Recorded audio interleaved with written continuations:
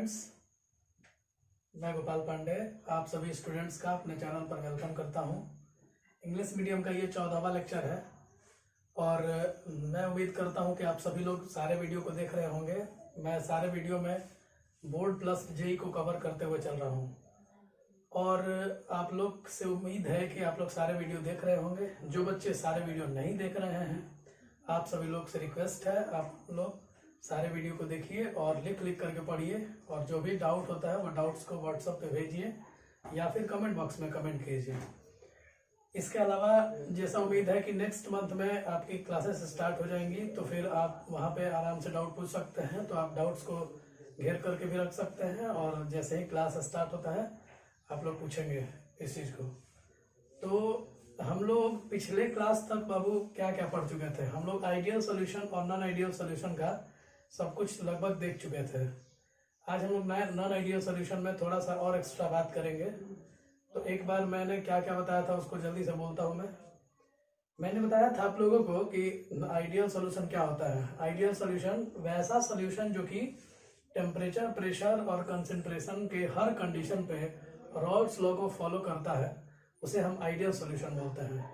और जो temperature, pressure, concentration के हर कंडीशन पे रॉल्स लॉ को फॉलो नहीं करता है, उसे हम लोग नॉन आइडियल सोल्यूशन बोलते हैं। ठीक है, तो ये ध्यान रखिएगा। इसके बाद मैंने बताया था कि क्या क्या कंडीशंस होते हैं आइडियल सोल्यूशन के और क्या क्या कंडीशन होते हैं नॉन आइडियल सोल्यूशन के। तो आइडियल सोल्यूशन के कंडीशंस की बात आप लोग को पूरा याद होगा। मैंने बताया था कि अगर ए और बी दो कंपोनेंट है और दोनों को मिलाकर के एक सोल्यूशन तैयार किया जा रहा है, तो ए और बी का जो कंपोनेंट दोनों मिला करके तैयार किया गया है, तो ए का प्रेशर और बी का प्रेशर अगर मिला करके टोटल प्रेशर के बराबर आ रहा है, तो फिर हम बोलेंगे कि वो आइडियल सोल्यूशन है। लेकिन अगर ऐसा नहीं हुआ, मतलब ए और बी का प्रेशर मिला करके अगर वो टोटल प्रेशर के बराबर नहीं हुआ, तो फिर उसको नॉन आइडियल सोल्यूशन बोलेंगे।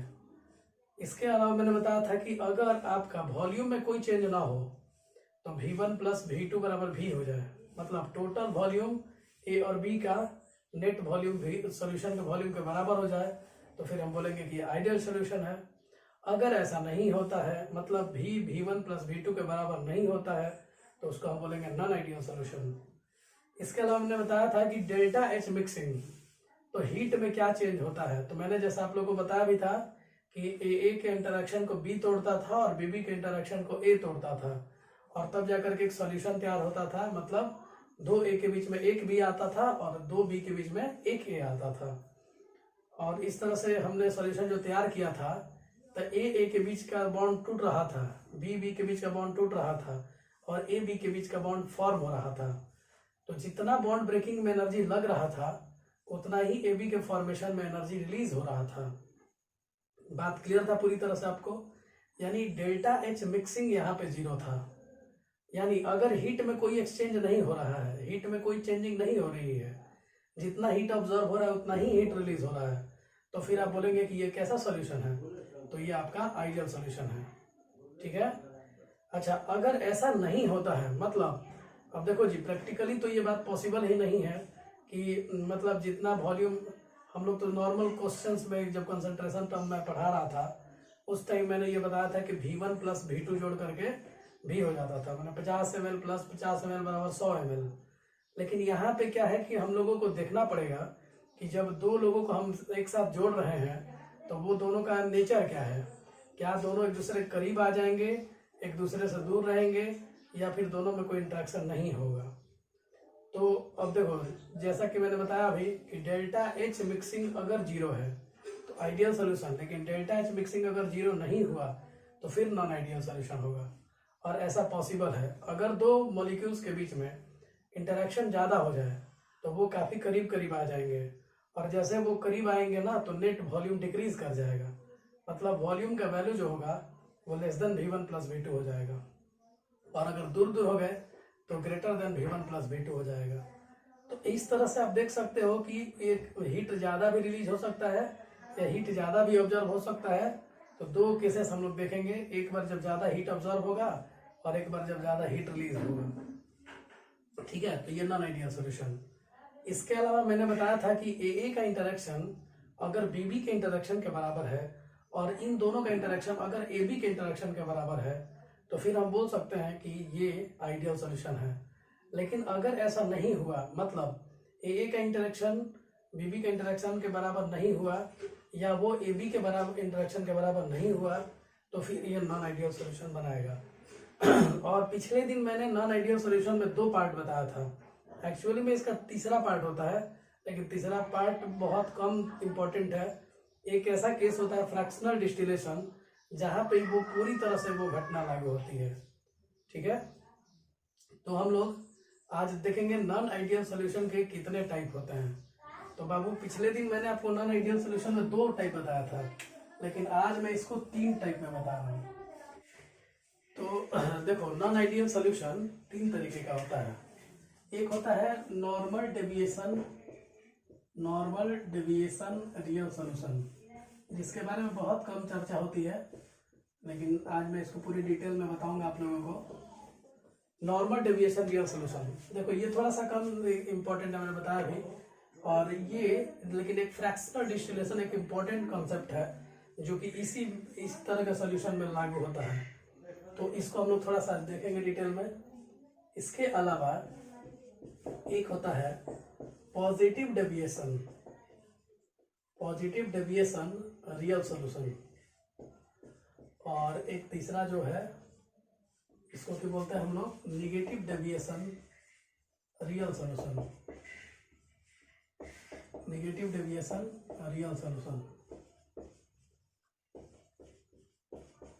तो इस तरीके से आप लोग बाबू देख सकते हो कि normal deviation real solution, positive deviation real solution, और एक होता है नेगेटिव डेविएशन रियल सॉल्यूशन। ठीक है, तो एक एक करके हम लोग बात कर लेते हैं। तो जैसे कि मैंने कंडीशंस आपको बताया था, सब कुछ की बात करते हैं। डेल्टा पी ऑलमोस्ट 0 होगा, डेल्टा वी ऑलमोस्ट 0 होगा, डेल्टा एच ऑलमोस्ट 0 होगा, आ रहा समझ में। और इंटरेक्शंस भी ऑलमोस्ट इक्वल होंगे।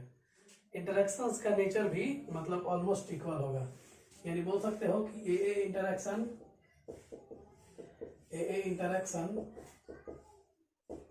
और ये लगभग बराबर होगा बीबी इंटरेक्शन के, और बीबी इंटरेक्शन जो होगा वो ऑलमोस्ट होगा एबी इंटरेक्शन के। अगर ऐसा सॉल्यूशन बन पा रहा है तो फिर हम बोलेंगे कि ये इंटरेक्शन जो है वो नॉर्मल डेविएशन रियल सॉल्यूशन का है। इसके अलावा अगर पॉजिटिव डेविएशन में बात करोगे तो यहाँ पे डेल्टा पी ग्रेटर देन 0 होता है। इट मीन्स आप बोल सकते हो कि P greater than PA plus PB, मतलब टोटल प्रेशर जो होगा वो PA प्लस PB से ज्यादा होगा। दूसरा है डेल्टा V ग्रेटर देन 0, यानी वॉल्यूम का जो वैल्यू होगा वो VA प्लस PB से ज्यादा होगा। इस तरह से ही आप ये भी बोल सकते हो कि डेल्टा H जो होगा वो 0 से बड़ा होगा।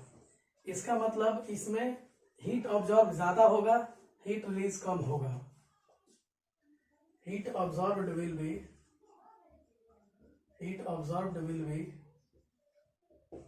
more than heat release। तो ये ध्यान रखना कि इसमें हीट ज्यादा ऑब्जॉर्ब होगा, इसीलिए ये वैल्यू जो होगा वो पॉजिटिव आएगा, डेल्टा एच ग्रेटर देन 0 आएगा। और इसके अलावा इसमें जो होगा वो ये ध्यान रखना कि ए इंटरेक्शन और इसके अलावा ये बीबी इंटरेक्शन और एबी इंटरेक्शन, ये तीनों आपस में इक्वल नहीं होंगे। और ये एबी इंटरेक्शन, तो ध्यान रखना कि एबी के इंटरेक्शन से ज्यादा होगा ए का इंटरेक्शन या बीबी का इंटरेक्शन। तो एबी का इंटरेक्शन कम होगा, मतलब सॉल्यूशन में ये जब दोनों जुड़ेंगे तो इनका इंटरेक्शन कम होगा, और इन दोनों का इंटरेक्शन मतलब ये दोनों ज्यादा दूर होंगे। और अगर ये दूर होंगे ना तो इनमें पॉजिटिव डेविएशन होगा। मैंने पिछले दिन ग्राफ में भी आप लोगों को दिखा दिया था।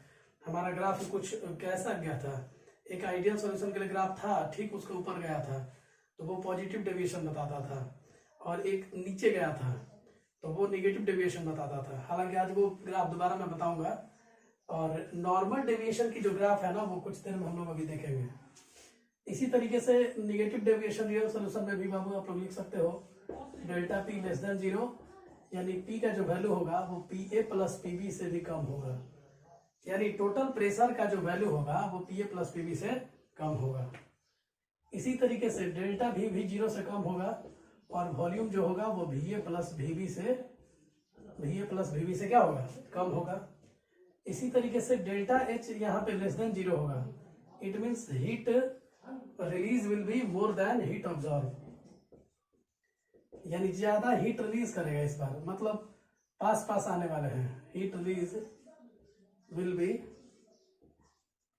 मोर देन हीट ऑब्जॉर्व्ड।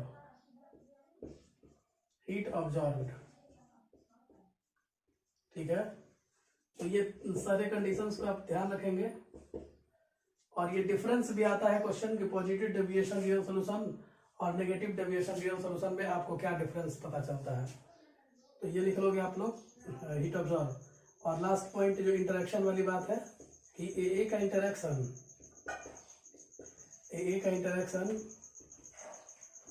और BB का इंटरेक्शन इससे ज्यादा होगा AB का इंटरेक्शन, बात समझ में आ रहा है।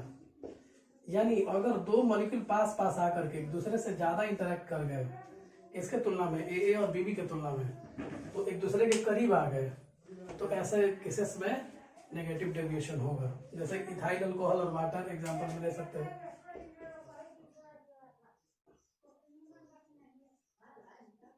प्लस वाटर नेगेटिव डेविएशन हो सकता है। यहाँ पे एक पोलर और एक नॉन पोलर ले लो, जैसे कि वाटर प्लस, एग्जांपल में वाटर H2O और प्लस में ले लेंगे ये बेंजीन। समझ में, H2O के बीच में इंटरेक्शन ज्यादा होगा, बेंजीन और के बीच में इंटरेक्शन ज्यादा होगा, लेकिन H2O और बेंजीन के बीच में इंटरेक्शन कम होगा। ठीक है, नोट कर लो। देखो नॉर्मल डेविएशन रियल सोल्यूशन हम लोग स्टार्ट किए। सबसे पहला इसमें आप लोगों को क्या क्या समझ में आया बोलो, तो डेल्टा V मिक्सिंग ऑलमोस्ट 0 होगा, डेल्टा H मिक्सिंग भी क्या होगा बोलो, ऑलमोस्ट 0 होगा। समझ में, डेल्टा P मिक्सिंग भी ऑलमोस्ट 0 होगा। ऑलमोस्ट 0 करने का मतलब थोड़ा सा आइडियल बिहेवियर से डेविएट होता है, मतलब ऐसा नहीं कि बहुत ज्यादा डेविएट हो जाएगा, तो थोड़ा सा जो डेविएशन होता है, इसीलिए इसको नॉर्मल डेविएशन रियल सोल्यूशन बोलते हैं। और AA इंटरेक्शन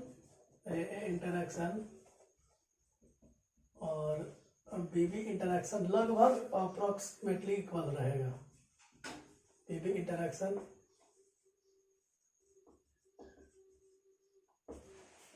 और ये लगभग इक्वल होगा AB इंटरेक्शन के।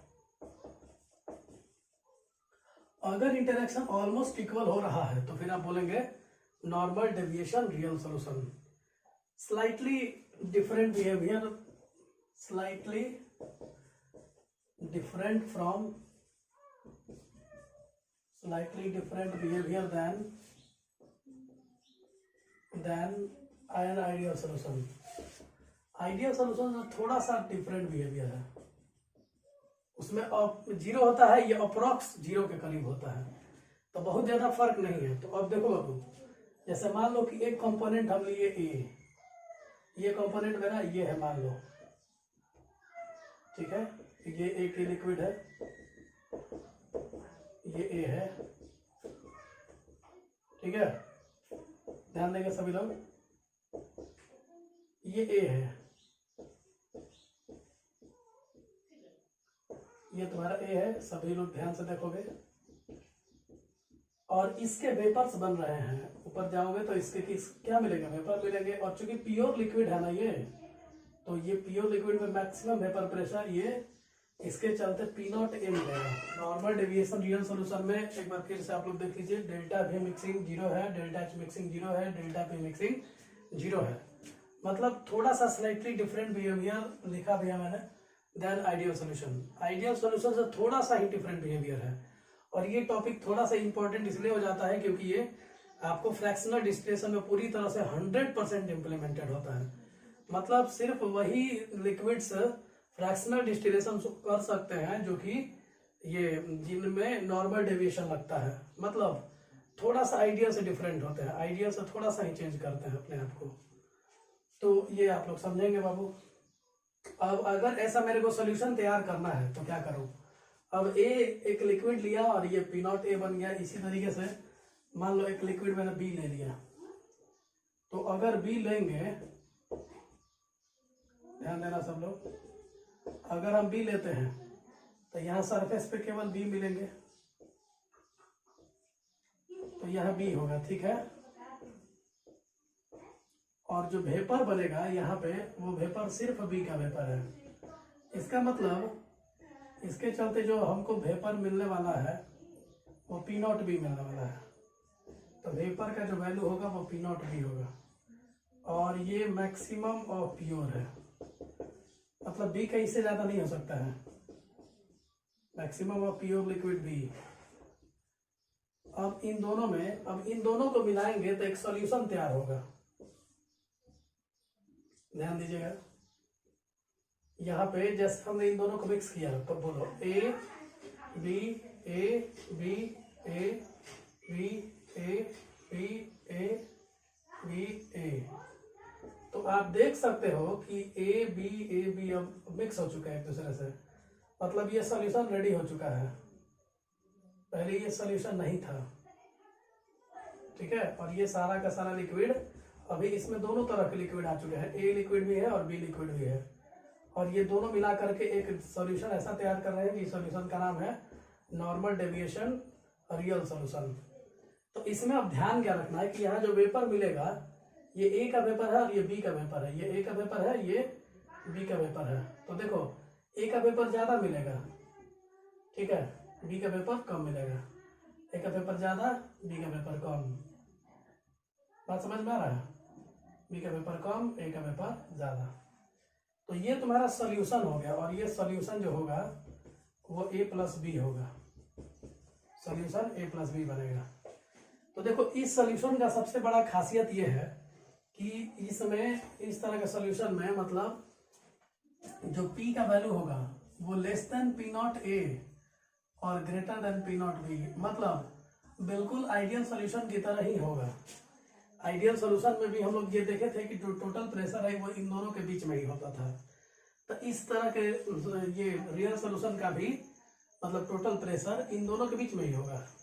ये ए को पार नहीं करना चाहिए। अब यहाँ पे केस मानना पड़ेगा मेरे को, हमेशा शुरू से मानता आ रहा हूँ कि A is more volatile than B, A is more volatile than B. इसका मतलब ये हुआ, अगर जैसे ये हमने माना तो आपको पता है कि पी नॉट ए greater than P naught B होगा।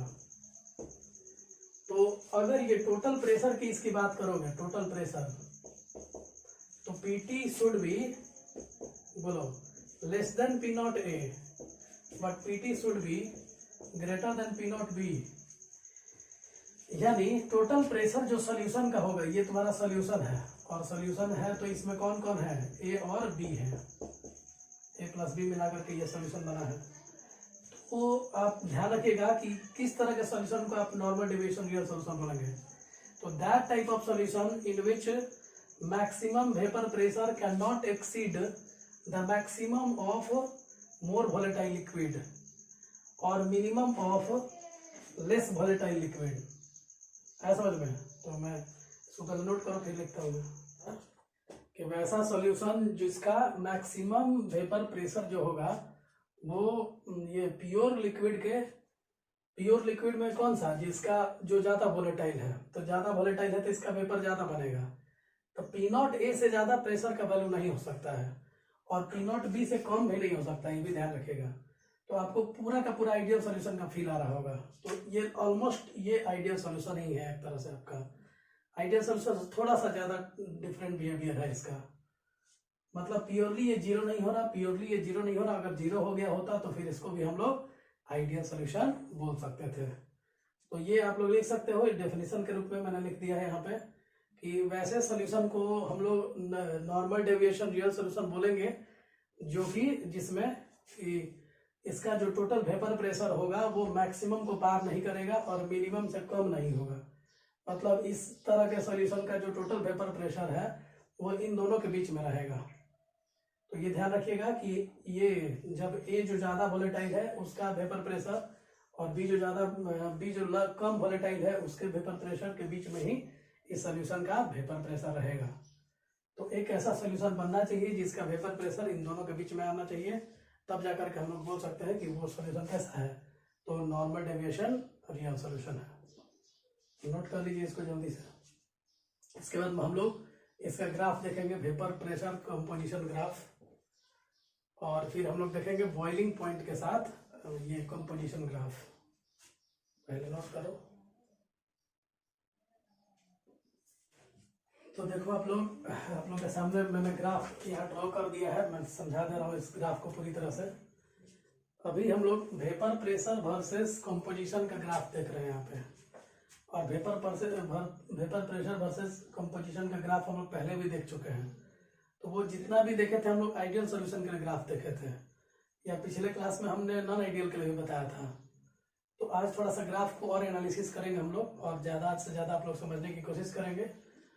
और वीडियो देखने के साथ साथ आप लोगों को जो भी बुक बनाना है, जो भी आप लोग जेईई का तैयारी कर रहे हो या बोर्ड्स की तैयारी कर रहे हो, आप लोग सारे न्यूमेरिकल्स बनाते जाइए और क्वेश्चंस करते जाइए। जो बच्चे एनावस्थी बना रहे हैं वो एनावस्थी बनाते जाइए, पूरा आपसे बनेगा। जो भी डाउट होता है वो आप पूछ सकते हैं। तो देखिए इसमें वेपर प्रेशर वर्सेस कंपोजिशन, ये तो आप लोगों को सबको पता है कि ये XA की लाइन है और ये XB की लाइन है। यहाँ पे XA 0 होगा और यहाँ पे XA 1 होगा, यहाँ पे XB 1 है और यहाँ पे XB 0 है। तो इसका थोड़ा सा एक और मीनिंग में चेंज कर रहा हूँ। यहाँ पे लिखा है मैंने, right side is richer in A by left side is richer in B।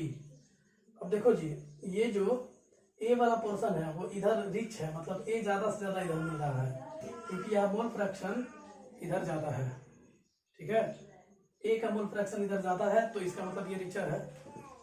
तो इसमें आप लोग XM का वैल्यू 1 है, मतलब XA ये A से रिचर है, और उधर लेफ्ट वाला जो है B पोर्शन B से रिचर है। तो अब इस ग्राफ को जरा समझिए आप लोग को आता भी है। ये वाला लाइन किसका लाइन था? ये आइडियल सॉल्यूशन का लाइन था। तो ग्राफ हम लोग देख रहे थे, ग्राफ किसके बीच में, vapour pressure versus composition graph. तो वेपर प्रेशर और कंपोजिशन में, तो कंपोजिशन में ये XA है और ये क्या है, XB है। XA क्या है, mole fraction A liquid A का है, और XB क्या है, मोल फ्रैक्शन लिक्विड B का है। तो अब देखो इस लाइन पे XA यहाँ पे 0 और XA यहाँ पे 1 है, XB यहाँ पे 1 है और XB यहाँ पे 0 है। तो ये B में रिचर है और ये A में रिचर है, ये ध्यान रखना। ये बात मैंने यहाँ पे लिखा है कि राइट साइड जो है वो रिचर इन A है और लेफ्ट साइड जो है वो रिचर इन B है। तो ये A में रिचर है और ये कहाँ पे रिचर है, B में रिचर है। तो ध्यान रखना इस बात को। अब जरा ये बात समझिए आप लोग कि जो मैंने अभी डेफिनेशन आप लोग को लिखवाया था, ये वाला लाइन जो है वो टोटल प्रेशर है आइडियल सोल्यूशन का, टोटल प्रेशर है आइडियल सोल्यूशन का। और मैंने यहाँ पे समझाया है आप लोगों को कि मिनिमम से कम नहीं होना चाहिए और मैक्सिमम से ज्यादा नहीं होना चाहिए।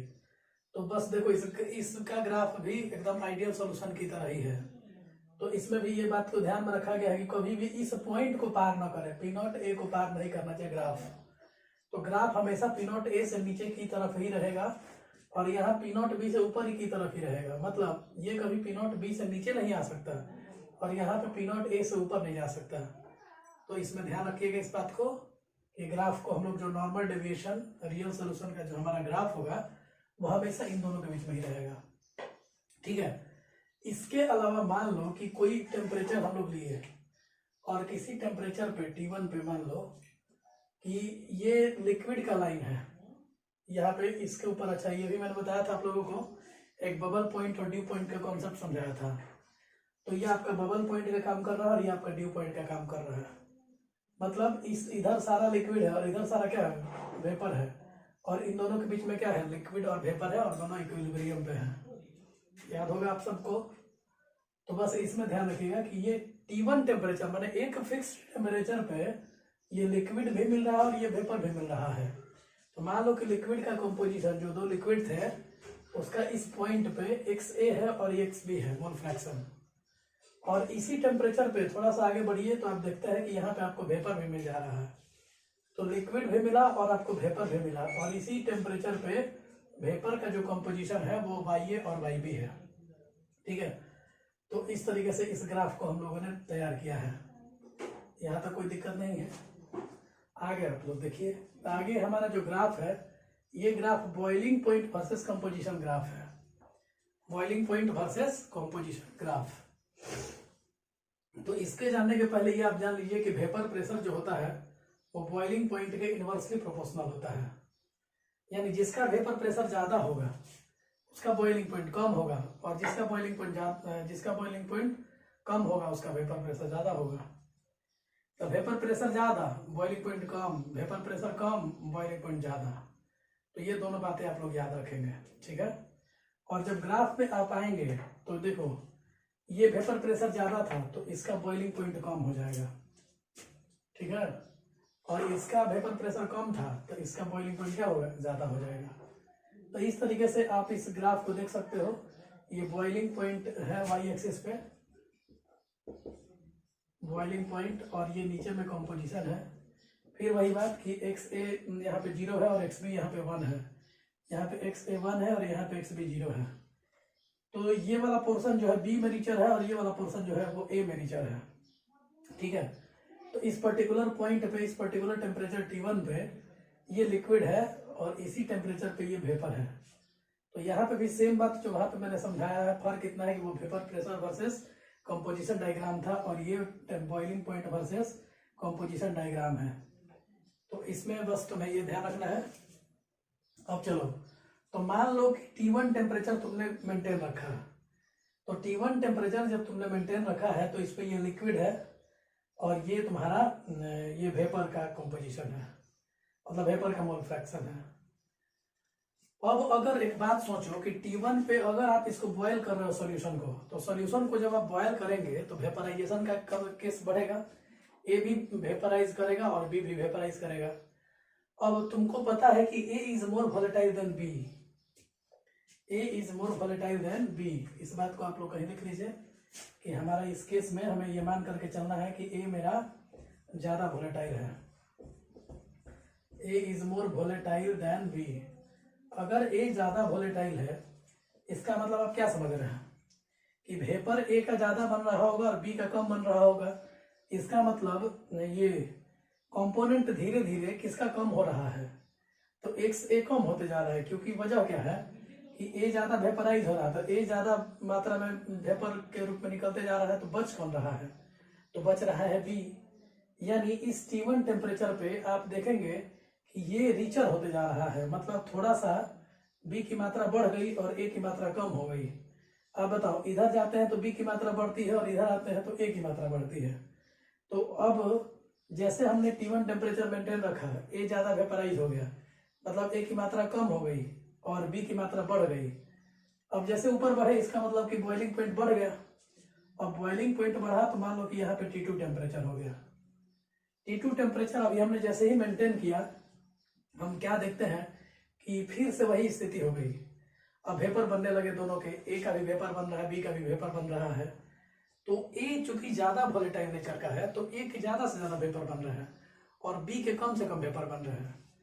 तो बाबू आप देखते हो कि जैसे ही T2 टेम्परेचर हमने मेंटेन किया, फिर से वही बात हुआ, ए ज्यादा निकल गया, बी कम निकला। इसका मतलब ए की मात्रा फिर कम हो गई और बी की मात्रा अभी लगातार बढ़ने लगी। तो इस तरह से आप देख सकते हो कि फिर से ये बी रिचर होने लगा और ये थोड़ा सा ऊपर चला गया, मतलब बी की मात्रा बढ़ गई और ए की मात्रा लगातार कम होती जा रही है। यहाँ मान लो मैंने T3 टेम्परेचर मेंटेन रखा, T3 टेम्परेचर मेंटेन रखा, ध्यान देंगे।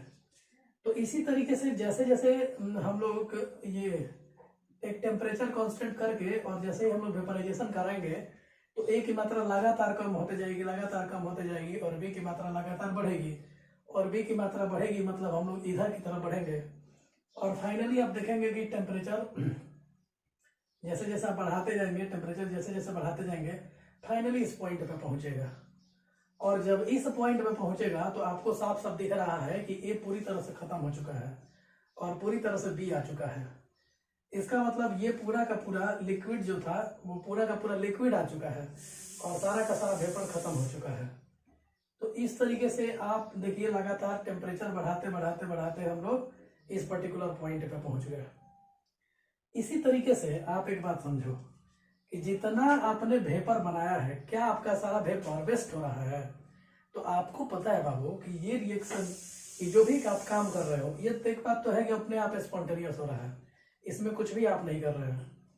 तो यहाँ पे आप ध्यान दीजिए, इस तरीके से ये लगातार आप टेम्परेचर बढ़ाते जाएंगे और कंपोजिशन जो है वो ए का गायब होते जाएगा और धीरे धीरे ऐसा एक समय आएगा जब पूरा का पूरा बी बचेगा। और ये वो पॉइंट होगा ना यहाँ पे एक्स ए और वाई ए बराबर होगा, या एक्स बी और वाई बी दोनों आपस में क्या हो जाएंगे, बराबर हो जाएंगे। तो आप देख सकते हो। और एक बात नोटिस आप लोग कर रहे हैं कि ये कांस्टेंट बॉइलिंग पॉइंट मिक्सचर नहीं है, मतलब यहाँ पे बॉइलिंग पॉइंट फिक्स नहीं है। आप टेम्परेचर बढ़ाते जाइए, लगातार कंपोजिशन चेंज करते जाएगा, जितना ज्यादा वोलेटाइल होगा वो ज्यादा से ज्यादा वेपर बनाते जाएगा और लिक्विड जो है वो वेपर में चेंज होते जाएगा। तो जो लेस वोलेटाइल होगा फाइनली वही बचेगा और जो मोर वोलेटाइल होगा वो ज्यादा से ज्यादा निकल जाएगा। लेकिन तब बात एक बात और हम कर सकते हैं कि पूरे प्रोसेस के दौरान जितना भी लिक्विड वेपराइज किया, क्या सारे वेपर को हमने वेस्ट किया है, क्या सारा वेपर बेकार हो गया? तो नहीं, क्योंकि देखो बाबू ये रिएक्शन जो हो रहा है, ये जो प्रोसेस हो रहा है, ये सारा क्लोज कंटेनर में हो रहा है। तो सारा का सारा वेपर हमने कलेक्ट कर लिया और मान लो यहीं पे इसी पॉइंट पे हम वेपर कलेक्ट करके और फिर उसको कंडेंस करने चले। ये देखो ये इस पॉइंट पे सारा वेपर कलेक्ट करके और यहाँ से चले हम और इसको कंडेंस कर दिया। तो जैसे ही वेपर्स को हम कंडेंस करेंगे ये किस में बदल जाएगा, ये लिक्विड में बदल जाएगा। फिर एक बार कंडेंसेशन करेंगे, फिर लिक्विड में बदलेगा, फिर कंडेंसेशन करेंगे, फिर लिक्विड में निकलेगा। तो आप देख सकते हो कि जितने भी आपके पास वेपर थे, अब आपने वेपर्स को क्या करना शुरू किया, ये उनको कंडेंस करना शुरू किया। तो धीरे धीरे आप क्या देख रहे हैं कि जितने वेपर्स थे वो सारे के सारे अब लिक्विड में कन्वर्ट होने लगे। तो जैसे आप इधर बी की तरफ जा रहे थे वैसे ही अब आप ए की तरफ जाने लगे और एक समय ऐसा आएगा जब सारा का सारा वेपर कंडेंस कर जाएगा और वो इस ए लिक्विड में चेंज कर जाएगा। तो इस तरीके से आप ये देख रहे हो कि बॉइलिंग हो रहा है, कंडेंसेशन हो रहा है, बॉइलिंग हो रहा है, कंडेंसेशन हो रहा है, बॉइलिंग हो रहा है, कंडेंसेशन हो रहा है और ये फाइनली, तो मतलब ये बोल सकते हो कि ये एक ऐसा प्रोसेस है जिसमें कांस्टेंट बॉइलिंग भी हो रहा है और साथ साथ में ये कंडेंसेशन भी हो रहा है। तो हम लोग एक बात लिख भी सकते हैं कि it is a constant boiling condensation process. Constant boiling condensation process मतलब इसमें याद रखिए कि बॉइलिंग भी हो रहा है, कंडेंसेशन भी हो रहा है, ठीक है। तो लगातार कंडेंसेशन बॉइलिंग ये सभी चलते रह रहा है और इस पॉइंट पे आकर के भी आपका एक्स ए वाई ए के बराबर हो जाएगा और एक्स बी जो होगा वो वाई बी के बराबर हो जाएगा। तो इस तरीके से आप दोनों ये चीजें आप प्राप्त कर सकते हो, एक्स ए बराबर वाई ए और एक्स बी बराबर वाई ए। और आपको क्या पता चल रहा है, यहाँ पे आप एक चीज देख पा रहे होंगे कि आपने ए और बी को पूरी तरह से सेपरेट कर लिया। जब आप लगातार बॉइलिंग करते जा रहे थे, टेम्परेचर बढ़ाते जा रहे थे, बॉइलिंग पॉइंट बढ़ाते जा रहे थे, तो धीरे धीरे करके आप टीवी पे पहुंच गए। और जब आप कंडेंसेशन स्टार्ट किए तो कंडेंसेशन किया, बॉइलिंग किया, कंडेंसेशन किया, बॉइलिंग किया, लगातार ये करके और आप फाइनली ए के पास पहुंच गए। मतलब लगातार कांस्टेंट बॉइलिंग कंडेंसेशन प्रोसेस के द्वारा आपने दोनों लिक्विड्स को क्या कर लिया, आपने दोनों को सेपरेट कर लिया। तो इस तरह से याद रखना कि इस प्रोसेस को हम लोग फ्रैक्शनल डिस्टिलेशन बोलते हैं, फ्रैक्शनल डिस्टिलेशन बोलते हैं। और इस प्रोसेस के द्वारा हम लोग ए और बी को आसानी से सेपरेट कर सकते हैं। और दो तीन बात और याद रख सकते हो तो लिख भी लो, आप लोग नोट कर लो। Fractional distillation can be 100% implemented in a normal deviation real solution liquid, ठीक है। तो याद रखना, फिर से बोल रहा हूं मैं, fractional distillation can be 100% implemented in a normal deviation real solution liquid। यानी नॉर्मल डेविएशन रियल सोल्यूशन के लिक्विड में ही फ्रैक्शनल डिस्टिलेशन का काम हो सकता है। और फ्रैक्शनल डिस्टिलेशन में बस यही चीज है कि दो लिक्विड को हम लोग सेपरेट कर सकते हैं। और कैसे सेपरेट करेंगे वो आप यहाँ पे देख रहे हैं। आप जैसे जैसे टेम्परेचर बढ़ाते जाएंगे वैसे वैसे जो ज़्यादा वोलेटाइल नेचर का होगा लिक्विड वो वेपराइज होते जाएगा, और जो लेस वोलेटाइल नेचर का होगा वो कम वेपर बनाएगा, और धीरे धीरे क्या होगा, एक की मात्रा कम होगी और दूसरे की मात्रा बढ़ती जाएगी। यहाँ पे ए की मात्रा कम हो रही है और बी की मात्रा लगातार बढ़ती जा रही है, और इस पॉइंट पे वो टेम्परेचर मिलेगा जिस टेम्परेचर पे सारा का सारा ए जो है वो खत्म हो जाएगा और केवल बी बच जाएगा। मतलब इस पे केवल आपका बी बचा रहेगा और सारा का सारा ए जो है वो वेपराइज हो चुका है, मतलब ए लिक्विड यहाँ से सेपरेट हो चुका है, और केवल यहाँ पे सोल्यूशन में क्या बचा है, बी बचा है। इसी तरीके से यहाँ पे जब आप आओगे तो सारा का सारा बी खत्म हो चुका है और केवल यहाँ पे क्या बचा है, ए बचा है। तो इस तरीके से ये हमारा कॉन्सेप्ट था, और इस ग्राफ को एकदम अच्छे से ऑब्जर्व कीजिए और 2 बार 3 बार सुनिएगा लेक्चर को तो ज़्यादा बेहतरीन समझ में आएगा ये चीज़ें हैं। और क्योंकि अब इसी पे रिलेटेड है हमारा एजियोट्रॉपिक मिक्सचर, जो नेक्स्ट डेविएशन में हम बताएंगे। आप नोट कर लो बाबू, हेडिंग आप लोग दीजिए पॉजिटिव डेविएशन रियल सोल्यूशन। देखो जी, तो रियल सोल्यूशन 3 टाइप का मैंने बताया आप लोगों को। तो पहला उसमें बताया नॉर्मल डेविएशन रियल सोल्यूशन, दूसरा है आपका पॉजिटिव डेविएशन रियल सोल्यूशन, और तीसरा है नेगेटिव डेविएशन रियल सोल्यूशन। तो पॉजिटिव डेविएशन रियल सोल्यूशन कहने का मतलब क्या है, तो पॉजिटिव डेविएशन कहा जा रहा है, इसका मतलब रॉड्स ने जो भी एक्सपेक्ट किया था उससे ज्यादा आ गया वेपर प्रेशर का वैल्यू, मतलब जितना उसने उम्मीद किया उससे ज्यादा वेपर प्रेशर आ गया, तो उसी को बोला गया पॉजिटिव डेविएशन। तो बात तो क्लियर है, सब कुछ पहले से मैंने बता रखा है आप लोगों को कि delta P greater than 0, delta V greater than 0, delta H greater than 0, और जो इंटरेक्शन है वो आपस में ए बी का कम रहेगा और ए और बी बी का इंटरेक्शन आपस में ज्यादा रहेगा। तो ये तो बेसिक बातें थी। इसके अलावा और कुछ पॉइंट्स है और इसको ग्राफ से हम लोग देखेंगे थोड़ा। तो सबसे पहली बात की पॉजिटिव डेविएशन करने के लिए ये बात ध्यान रखिएगा आप लोग कि उसी सॉल्यूशन को हम लोग पॉजिटिव डेविएशन रियल सॉल्यूशन कह सकते हैं जिसमें कोई एक कंपोनेंट का वेपर प्रेशर, 2 कंपोनेंट है ए और बी, किसी एक कंपोनेंट का वेपर प्रेशर जो होगा, तो एक ऐसा सॉल्यूशन बनाएंगे जिसका वेपर प्रेशर मैक्सिमम को पार कर जाएगा। अब जरा इस बात को समझो, जैसे ये तुम्हारा प्योर ए लिया गया तो इसका वेपर प्रेशर पी नॉट ए होता है, ये बी लिया गया तो इसका vapour pressure P naught B होता है। इन दोनों में ज्यादा वोलेटाइल हम शुरू से ए को मानते आ रहे हैं, शुरू से जब से पढ़ा रहे हैं सॉल्यूशन, तो ए ज्यादा वोलेटाइल है तो इसका पी नॉट ए का वैल्यू पी नॉट बी से हमेशा ज्यादा होगा। ये बात तय है, आप लोग को पता है, जिनको नहीं पता है वो लिख लीजिएगा, पी नॉट ए greater than P naught B है। अब पी नॉट ए बड़ा है, पी नॉट बी छोटा है, तो यानी आपको पता है कि वेपर प्रेशर का मैक्सिमम वैल्यू पी नॉट ए अभी तक आपने देखा है, चाहे वो आइडियल सोल्यूशन हो या नॉन आइडियल में नॉर्मल डेविएशन हो। लेकिन अभी आप लोग इस स्थिति में एक ऐसा चीज देखने जा रहे हैं जब वेपर प्रेशर इसको भी पार करेगा, पी नॉट ए को भी पार कर जाए, तो एक ऐसा सोल्यूशन हम बनाएंगे जिस सोल्यूशन का वेपर प्रेशर मैक्सिमम को ही पार कर जाए। एटलीस्ट 1 सोल्यूशन, बहुत सारा सोल्यूशन हो जाए तो कोई दिक्कत नहीं है, लेकिन मिनिमम एटलीस्ट 1 सोल्यूशन ऐसा मेरे को मिलना चाहिए जिसका vapour pressure maximum of vapour pressure को भी पार कर जाना चाहिए। अगर ऐसा सोल्यूशन हम बना पा रहे हैं तो फिर हम बोलेंगे कि ये पॉजिटिव डेविएशन रियल सोल्यूशन है। और इस तरह का बहुत सारा सोल्यूशन मिलता है नेचर में। तो बाबू ध्यान दोगे आप लोग कि पॉजिटिव डेविएशन रियल सोल्यूशन के लिए आपको एक ऐसा सोल्यूशन प्रिपेयर करना पड़ेगा जिसका वेपर प्रेशर या total pressure maximum of more volatile component के वेपर प्रेशर को भी पार कर जाए। मतलब यहाँ जो पीटी बनेगा वो पी नॉट ए से भी बड़ा हो जाना चाहिए। ये मेरा सोल्यूशन है ए और बी, देखो ये पूरा दिखाया मैंने, ए ज्यादा वोलेटाइल, बी को थोड़ा कम दिखाया क्योंकि बी कम वोलेटाइल है, ए ज्यादा है, बी कम, ए ज्यादा, बी कम।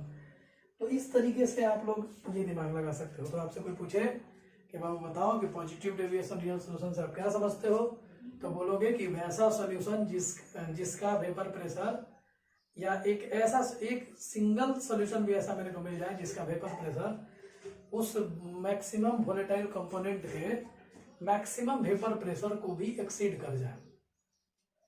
मतलब पी नॉट ए से भी ज्यादा जिसका वेपर प्रेशर आ जाए, वैसे सॉल्यूशन को हम लोग क्या बोलेंगे, पॉजिटिव डेविएशन रियल सॉल्यूशन बोलेंगे। और पॉजिटिव डेविएशन रियल सॉल्यूशन बनाने जो जा रहे हैं लिक्विड्स, क्या वो दोनों लिक्विड कुछ भी हो तो चलेगा? नहीं चलेगा, क्योंकि वो दोनों लिक्विड्स ऐसे होने चाहिए जिनमें, जैसे देखो ए और बी दोनों लिक्विड आपने लिया, तो ए और ए के मॉलिक्यूल्स में इंटरेक्शन ज्यादा हो, बी और बी के मॉलिक्यूल्स में इंटरेक्शन ज्यादा हो, और ए बी में इंटरेक्शन कम हो, तो इस तरह के दो लिक्विड मेरे को सेलेक्ट करना पड़ेगा, तब जाकर के मैं पॉजिटिव डेविएशन रियल सॉल्यूशन बना सकता हूँ। अच्छा, इसके लिए तो यानी मैंने साफ साफ यहाँ बोर्ड पर लिख भी दिया है कि अगर आपको पॉजिटिव डेविएशन रियल सॉल्यूशन बनाना है तो जो भी आप दोनों लिक्विड कंपोनेंट ले रहे हैं वो दोनों लिक्विड कंपोनेंट जो होंगे वो पॉजिटिव डेविएशन लिक्विड्स होने चाहिए। पॉजिटिव डेविएशन लिक्विड्स मतलब एक पोलर हो तो दूसरा नॉन पोलर हो, पोलर पोलर नहीं ले सकते, नॉन पोलर नहीं ले सकते, तो हमें दो लिक्विड लेना होगा, एक अलग नेचर का और एक अलग नेचर का, ताकि दोनों के बीच में कोई इंटरेक्शन न हो। तो सीधे सीधी बात याद रखो कि जब दो लोगों के बीच में इंटरेक्शन कमजोर हो तो वही शो कर सकता है पॉजिटिव डेविएशन। तो कैसे आपको दिमाग लगेगा कि किस लिक्विड को हम बोले कि पॉजिटिव डेविएशन लिक्विड है, तो हम निकालेंगे Pa, और अगर Pa P0 XA के बराबर आ गया तो इसका मतलब हम बोल सकते हैं कि नहीं वो पॉजिटिव डेविएशन नहीं है, तो Pa का वैल्यू P0 XA से ज्यादा आना चाहिए और Pb का वैल्यू P0 B XB से ज्यादा आना चाहिए, और जो टोटल सॉल्यूशन का प्रेशर है वो P0 XA plus P0 B XB से ज्यादा होना चाहिए। यानी टोटल सॉल्यूशन का जो वेपर प्रेशर होगा वो P0 XA plus P0 B XB को पार करना चाहिए। अगर ऐसा हो रहा है, अगर टोटल प्रेशर इतना पार कर पा रहा है, तो हम बोलेंगे कि A और B मिल करके एक ऐसा सॉल्यूशन बनाया है जिसको हम लोग पॉजिटिव डेविएशन रियल सॉल्यूशन आराम से बोल सकते हैं। तो बातें क्लियर हो गई यहाँ भी, आपको क्लियर करना चाहिए यहाँ पे कि उसी सॉल्यूशन को हम पॉजिटिव डेविएशन रियल सॉल्यूशन बोल सकते हैं जिसका total vapour pressure maximum vapour pressure जो कि प्योर कंपोनेंट है, मैक्सिमम वोलेटाइल है, उसके वेपर प्रेशर को भी पार कर जाए। ठीक है, तो ये नोट कर लीजिए बोर्ड पे सर, सारी बातें आप लोगों को समझ में आ गई हैं। ठीक है, तो पॉजिटिव डेविएशन बनाने के लिए याद रहेगा ये सॉल्यूशन का वेपर प्रेशर कितना, इसके वेपर प्रेशर को भी पार कर जाए, जबकि अभी तक ऐसा नहीं हुआ था ना आइडियल सॉल्यूशन में ना नॉर्मल डेविएशन में, दोनों में मैक्सिमम ये हो रहा था, इससे ज्यादा अभी तक वेपर प्रेशर अपने नहीं देखा था। तो इससे ज्यादा वेपर प्रेशर भी इस सॉल्यूशन में दिखेगा, और इसको मैं ग्राफ से जब दिखाऊंगा तो आप लोग को और ज्यादा क्लियर होगा। ठीक है, और दोनों लिक्विड का प्रेशर जो होगा वो P0 XA के पार करना चाहिए, P0 B XB को पार करना चाहिए। ठीक है, नोट करिए और लेक्चर्स को थोड़ा देखिए, बाकी टीचर्स का लेक्चर देखने के बाद भी आप हमारा लेक्चर देख सकते हैं। तो बाकी टीचर का एक बार लेक्चर देख चुके हैं तो फिर भी मेरा लेक्चर देखिए, और तब जाके आपको बहुत अच्छे से समझ में आएगा और ज़्यादा से ज़्यादा आप नॉलेज गेन कर पाएंगे। ठीक है, तो थोड़ा पढ़ाई पे आप लोग ध्यान दीजिए।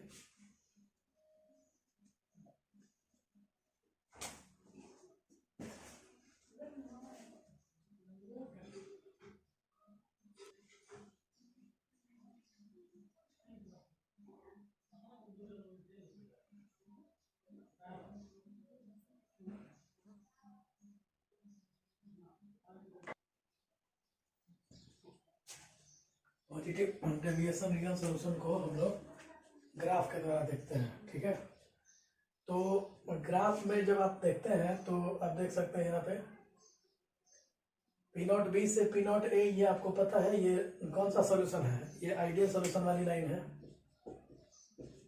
ये आइडियल सॉल्यूशन वाली लाइन है, आपको पता भी है। यहाँ से यहाँ मिला देते थे और यहाँ से यहाँ मिला देते थे, तो ये Pa की लाइन होती थी और ये Pb की लाइन होती थी और ये टोटल प्रेशर की लाइन होती थी। तो आप देख सकते हो कि मैक्सिमम जो प्रेशर अभी तक आपने देखा था वो ये देखा था, P0 A से ज्यादा प्रेशर अभी तक आपने नहीं देखा था। लेकिन यहाँ पे एक ऐसा सोल्यूशन बन रहा है जिसका वेपर प्रेशर P0 A को भी पार कर जा रहा है। तो अभी जस्ट मैंने यही आपको बताया था कि वैसा सॉल्यूशन जिसका वेपर प्रेशर मैक्सिमम को भी पार कर जाए, वैसे सॉल्यूशन को हम लोग बोलेंगे पॉजिटिव डेविएशन रियल सॉल्यूशन। मतलब वैसा रियल सॉल्यूशन जिसका वेपर प्रेशर मैक्सिमम को भी पार कर जाता है। तो आप देख सकते हो ये मैक्सिमम को पार कर रहा है। अच्छा, मैक्सिमम को पार करके कितना मैक्सिमम जाएगा यहाँ पे, जब ये वेपर प्रेशर मैक्सिमम यहाँ पे पहुंचा तो इसके बाद अब कुछ नहीं हो सकता है, मतलब यही वेपर प्रेशर ये अचीव कर लेगा। और आपको पता है कि जब वेपर प्रेशर एक बार अचीव कर लिया तो फिर वो चेंज नहीं होता है। तो अब ये ध्यान रखना कि इस पॉइंट पे दोनों कंपोजिशन, मतलब लिक्विड फेज का वेपर प्रेशर और वेपर फेज का मोल फ्रैक्शन दोनों आपस में इक्वल हो जाएंगे। ठीक है, XA बराबर YA और XB बराबर YB। इसी तरीके से अगर आप वेपर प्रेशर और ये बॉइलिंग पॉइंट में रिलेशन देखें तो आपको पता है कि vapour pressure is inversely proportional to boiling point. तो बॉइलिंग पॉइंट के इनवर्सली प्रोपोर्शनल होता है, तो जितना ज्यादा वेपर प्रेशर होगा बॉइलिंग पॉइंट उतना ही कम होगा। तो ग्राफ सीधे टर्न हो गया। अच्छा, वैसे आप लोग एक और बात यहाँ मिला सकते थे, मैंने जस्ट अभी बोला था आपसे कि अगर आपको बनाना है पॉजिटिव डेविएशन रियल सॉल्यूशन, तो जो दो कंपोनेंट है वो दोनों कंपोनेंट को पॉजिटिव डेविएशन लिक्विड बनना पड़ेगा। तो यानी इसको मिनिमम से तो ऊपर ही चाहिए। ठीक है,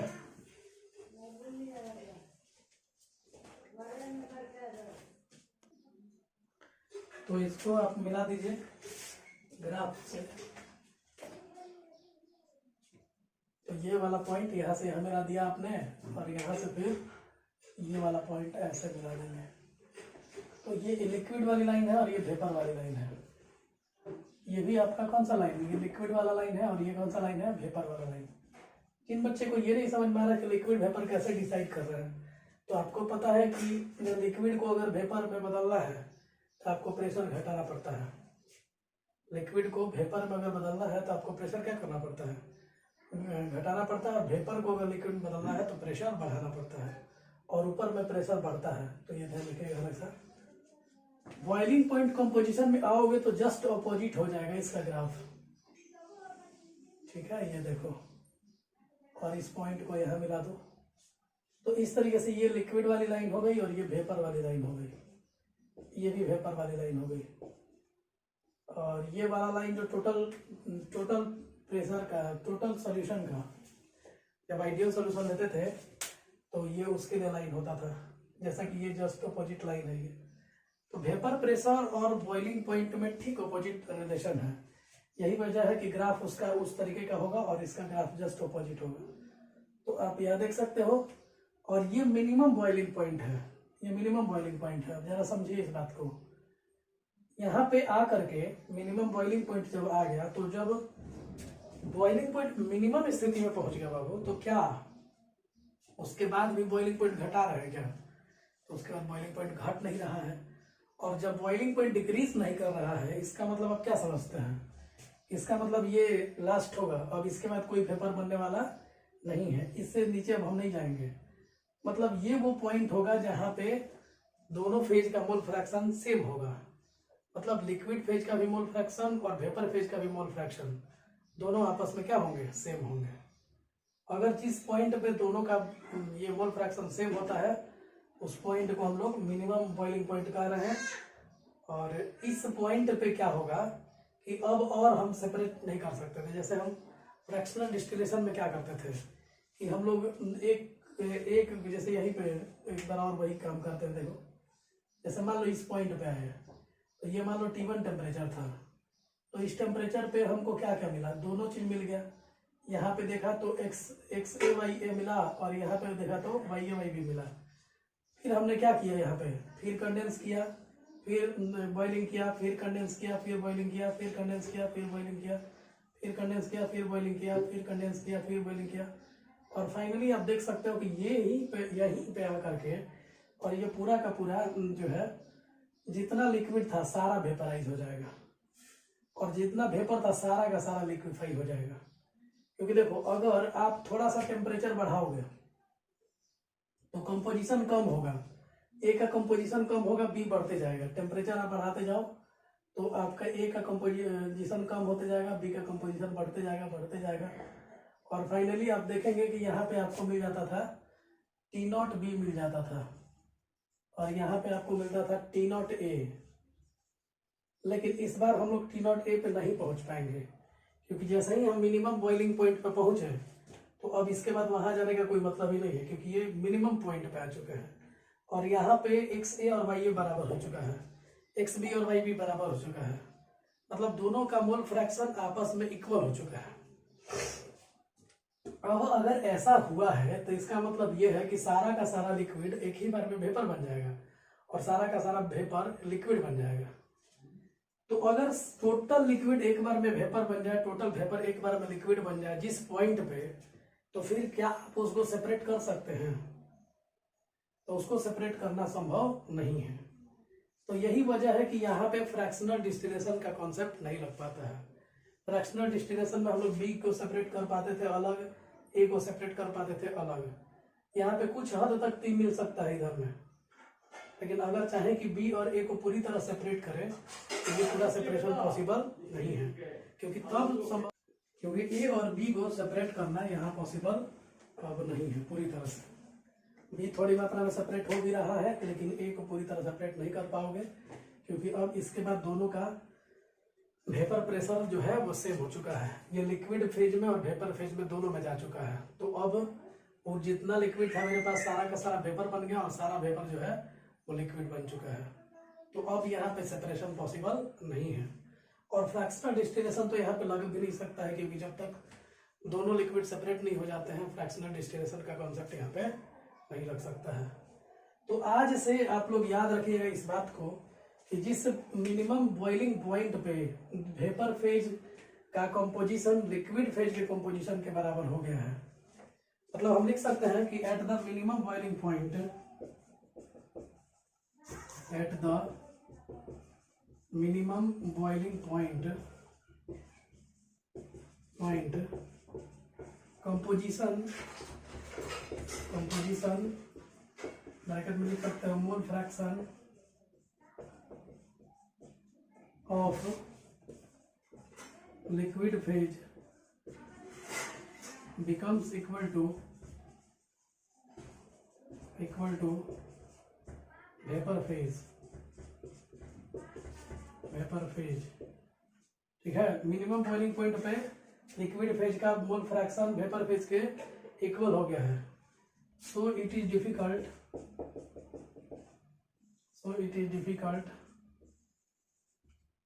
टू differentiate them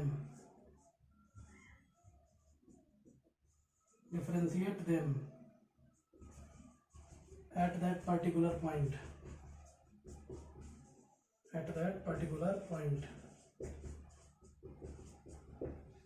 ठीक है। तो इस पॉइंट पे एक मिक्सचर बनेगा। अब ये ए और बी दोनों चीजें यहाँ पे आ चुकी है, एक्स ए भी आ चुका है और एक्स बी भी आ चुका है, एक्स ए वाई ए के बराबर हो चुका है, एक्स बी वाई बी के बराबर हो चुका है। तो अब ये यहाँ से अब इसका सेपरेशन पॉसिबल नहीं है, और इस तरह के मिक्सचर को हम लोग एजियोट्रोपिक मिक्सचर बोलते हैं। मतलब जिस पॉइंट पे अब ए और बी को सेपरेट करना संभव नहीं है, तो उस पॉइंट को हम लोग क्या बोलेंगे कि उस पॉइंट पे जो मिक्सचर बन रहा है उस मिक्सचर को हम लोग एजियोट्रोपिक मिक्सचर बोलते हैं। नोट करिए।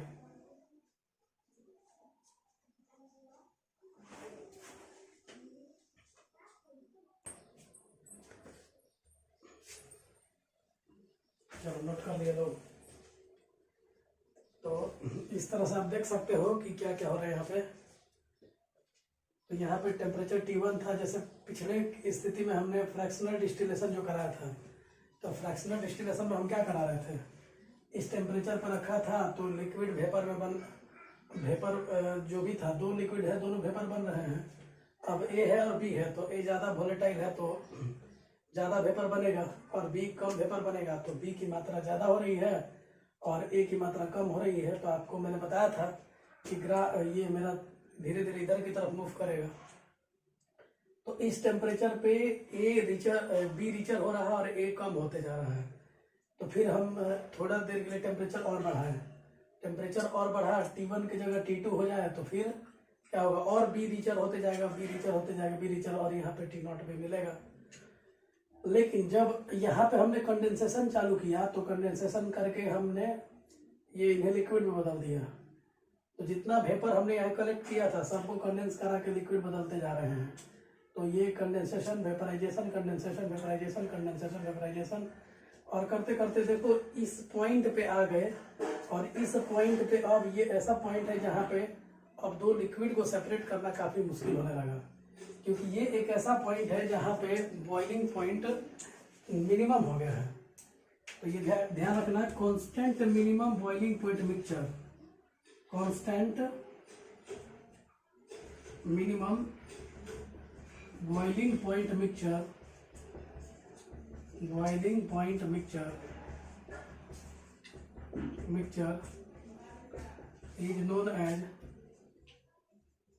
is known as azeotropic mixture,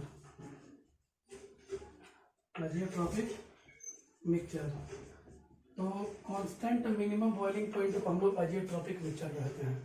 और इस एजियोट्रोपिक, अब यहाँ से लिक्विड्स को आइडेंटिफाई करना बहुत मुश्किल है, दोनों को अलग अलग करना काफ़ी मुश्किल है, क्योंकि यहाँ पे लिक्विड का मोल फ्रैक्शन और वेपर फेज का मोल फ्रैक्शन दोनों आपस में सेम हो चुका है। तो याद रखना कि constant minimum boiling point mixture को एजियोट्रोपिक मिक्सचर कहते हैं।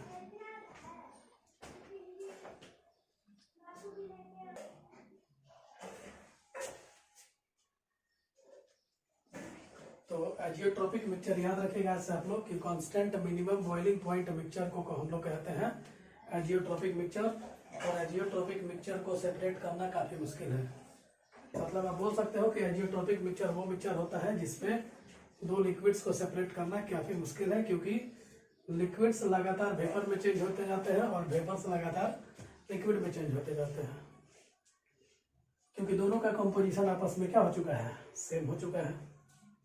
तो इसको हम लोग बोलते हैं। अच्छा, एक एग्जाम्पल भी आप लोग देख सकते हो, इथेनॉल और वाटर को अगर डाला जाता है साथ में और दोनों को सेपरेट करने का कोशिश किया जाएगा, तो इथेनॉल और वाटर को जब मिक्स कर देंगे तो 95% इथेनॉल तक तो आप उसको अलग अलग कर सकते हैं, लेकिन जब 95% इथेनॉल निकल चुका होगा तो अब लास्ट का जब 5% पानी रहेगा और 95% इथेनॉल हो जाएगा, तो उसके बाद से ये एजियोट्रोपिक मिक्सचर बना लेता है।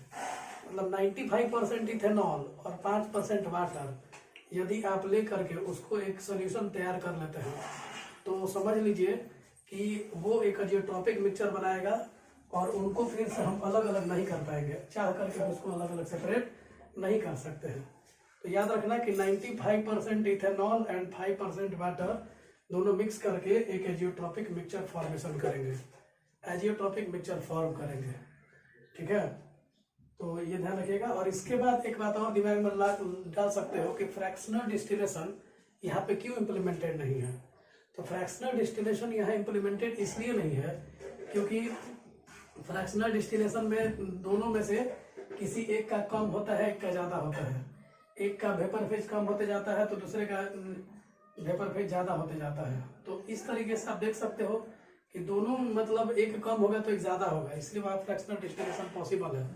लेकिन यहाँ पे तो एक ही समय में दोनों का वेपर प्रेशर क्या हो जा रहा है, सेम हो जा रहा है। मतलब वेपर फेज का मोल फ्रैक्शन और लिक्विड फेज का मोल फ्रैक्शन आपस में सेम हो जा रहा है। यही वजह है कि fractional distillation can not be implemented in positive deviation real solution. तो उसको आप लिख भी सकते हो कि फ्रैक्शनल डिस्टिलेशन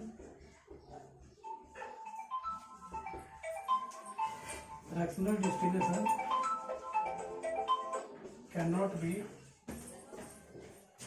100% implemented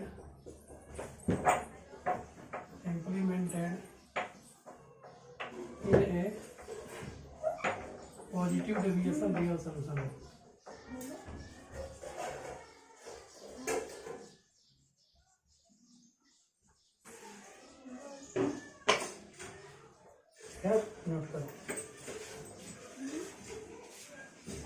नोट कर लो सब।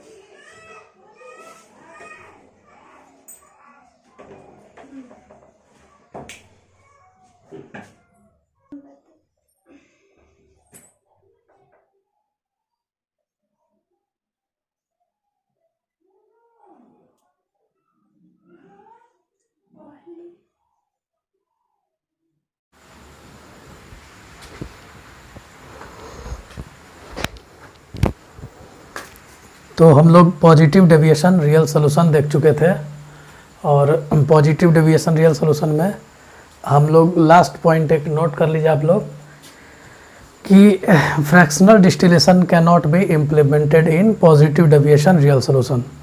मतलब अगर आप चाहें तो ये फ्रैक्शनल डिस्टिलेशन को कभी भी आप पॉजिटिव डेविएशन रियल सोल्यूशन में इम्प्लीमेंट नहीं कर सकते हैं। तो ये ध्यान रखना कि अगर फ्रैक्शनल डिस्टिलेशन को इम्प्लीमेंट करना है तो वो सिर्फ और सिर्फ किस में इम्प्लीमेंट हो सकता है, तो वो नॉर्मल डेविएशन रियल सोल्यूशन में इम्प्लीमेंट हो सकता है।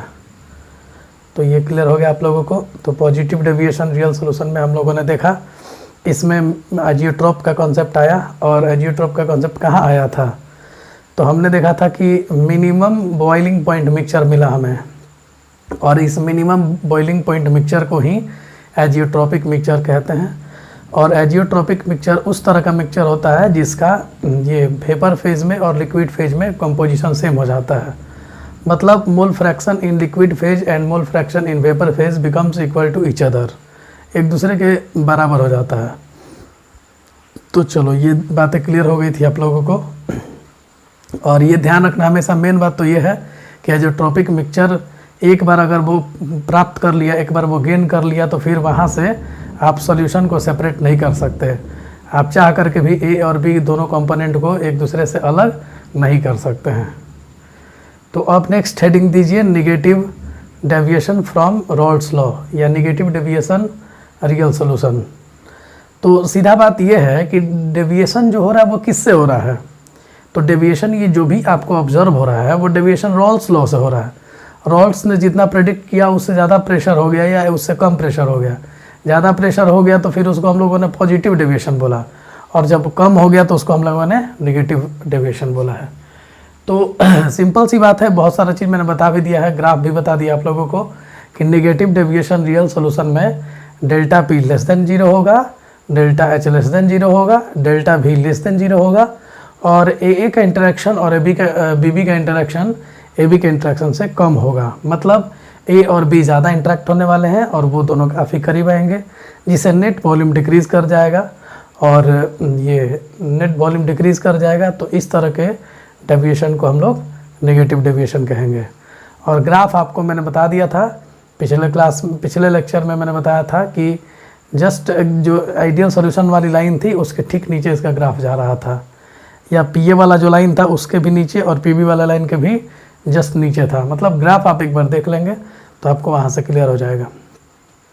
तो 2-3 इसेंशियल बातें हैं जो आप लोगों को दिमाग में डालना है कि नेगेटिव डेविएशन रियल सोल्यूशन के लिए क्या क्या होना चाहिए। तो जैसे आप देख सकते हो कि एक सॉल्वेंट हमने लिया, एक सोल्यूट लिया, और इन दोनों को मिला करके हम नेगेटिव डेविएशन रियल सोल्यूशन बनाना चाहते हैं। तो नेगेटिव डेविएशन रियल सोल्यूशन बनाने के लिए क्या करेंगे, जैसे ही हम लोग ए और बी को मिक्स करते हैं तो ए और बी एक दूसरे के काफ़ी करीब आ जाते हैं, और इनके बीच में फोर्स ऑफ अट्रैक्शन बढ़ जाता है। जैसे ही इनके बीच में फोर्स ऑफ अट्रैक्शन बढ़ता है तो टोटल प्रेशर जो होता है वो ध्यान रखना कि पिछले केस में पॉजिटिव डेविएशन में मैंने बताया था कि एक ऐसा हमको एक सिंगल भी ऐसा सॉल्यूशन मिलने वाला है जिसका vapour pressure maximum vapour pressure को भी पार कर जाता था। तो पॉजिटिव डेविएशन का मेन ये कहानी है, ध्यान देना कि एक ऐसा सॉल्यूशन मेरे को मिलेगा जिसका vapour pressure maximum vapour pressure को भी क्रॉस कर जाता है। और इस नेगेटिव डेविएशन रियल सॉल्यूशन में हम लोग को एक ऐसा सॉल्यूशन मिलने वाला है जिसका vapour pressure lowest vapour pressure को भी से भी नीचे चला जाएगा। मतलब ये जो आप अभी तक आपने जो वेपर प्रेशर देखा था वो P0 पे मिनिमम था और P0 ए मैक्सिमम था। मतलब जब तक आइडियल सॉल्यूशन चला आप लोगों ने देखा कि वेपर प्रेशर का जो वैल्यू है वो P0 बी से लेकर के P0 ए के बीच में हो रहा है। लेकिन पहली बार आपने पॉजिटिव डेविएशन में देखा कि जो वेपर प्रेशर का वैल्यू है वो P0 ए को भी एक्सीड कर रहा है। तो वो था पॉजिटिव डेविएशन, क्योंकि मैक्सिमम को भी पार कर रहा था। और यहाँ पे अभी जो हम लोग देख रहे हैं कि यहाँ पे PT की value less than P0 B हो रही है। तो P0 बी मिनिमम वैल्यू आज तक आपने देखा था, लेकिन उससे भी इस सॉल्यूशन का वेपर प्रेशर उससे भी कम है। मतलब जितना रॉल्स ने एक्सपेक्ट किया था कि इस इंटरवल में रहने वाला है वेपर प्रेशर, उससे भी कम हो गया, और इसी वजह से इसको नेगेटिव डेविएशन बोला जाता है।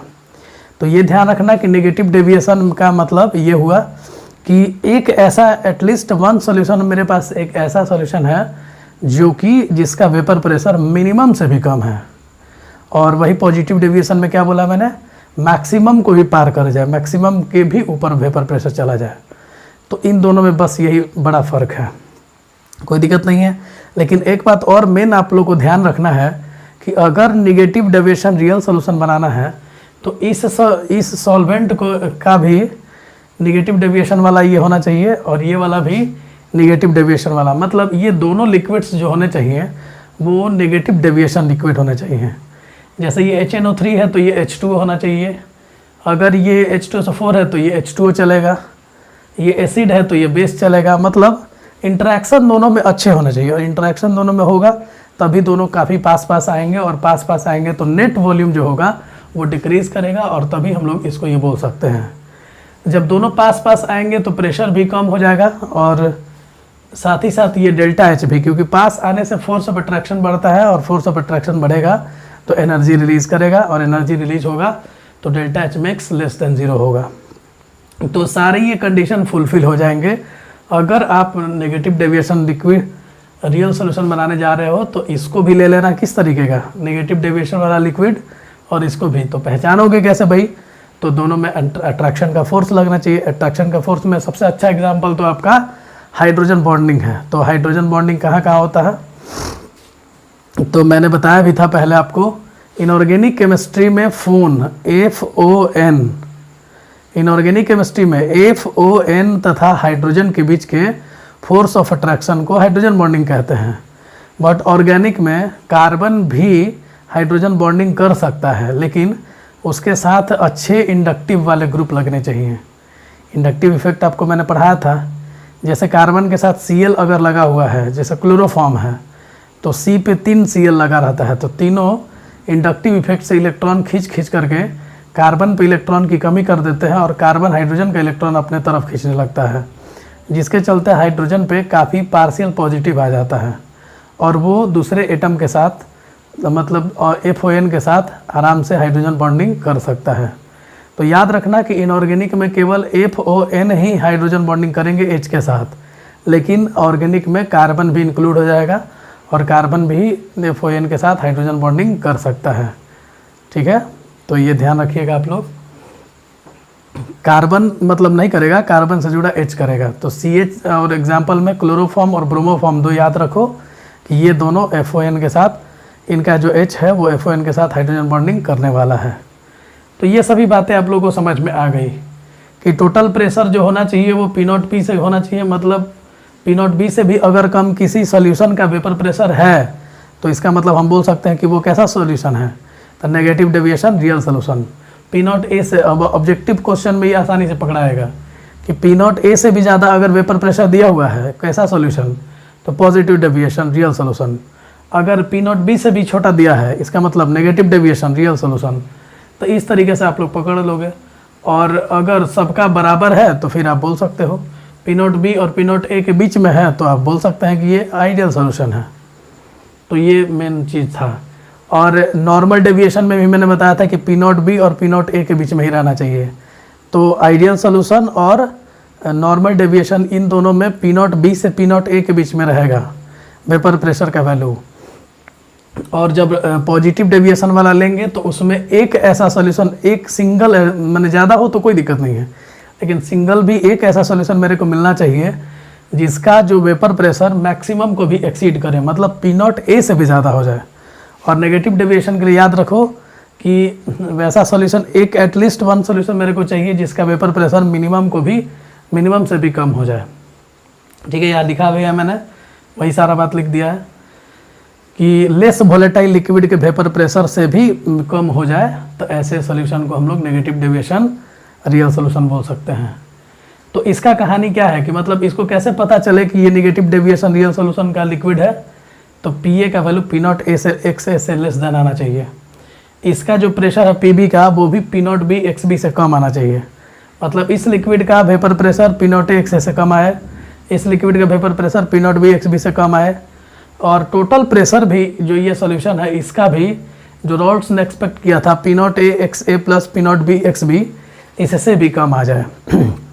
अगर ऐसा हो रहा है तो आप बोल सकते हो कि ये नेगेटिव डेविएशन रियल सॉल्यूशन का लिक्विड है, या नेगेटिव डेविएशन रियल सॉल्यूशन है ये। तो बस क्लियर हुआ बात कि अगर आपको नेगेटिव डेविएशन रियल सॉल्यूशन बनाना है तो आपको 2 लिक्विड लेने होंगे और वो दोनों liquid negative deviation real solution वाले लिक्विड होने चाहिए। और उनकी पहचान ये है कि दोनों लिक्विड का अपना जो पर्टिकुलर प्रेशर होगा वो P0 A XA से कम आए और इसका P0 B XB से कम आए। अगर ऐसा हो रहा है कि इनका अपना प्रेशर P0 B XB से कम, इसका P0 A XA से कम, तो ही ये दोनों नेगेटिव डेविएशन वाले लिक्विड होंगे। तो ये हम चेक कर सकते हैं। तो लास्ट लाइन यही मैंने लिखा है कि individually both A and B are negative deviation liquids. और HCl H2O HNO3 H2O H2SO4 H2O ये सारे नेगेटिव डेविएशन रियल सॉल्यूशंस वाले लिक्विड हैं। तो मैं इसको ग्राफिकल अप्रोच से समझाता हूँ, आप लोग इसको नोट कर लीजिए एक बार, ठीक है।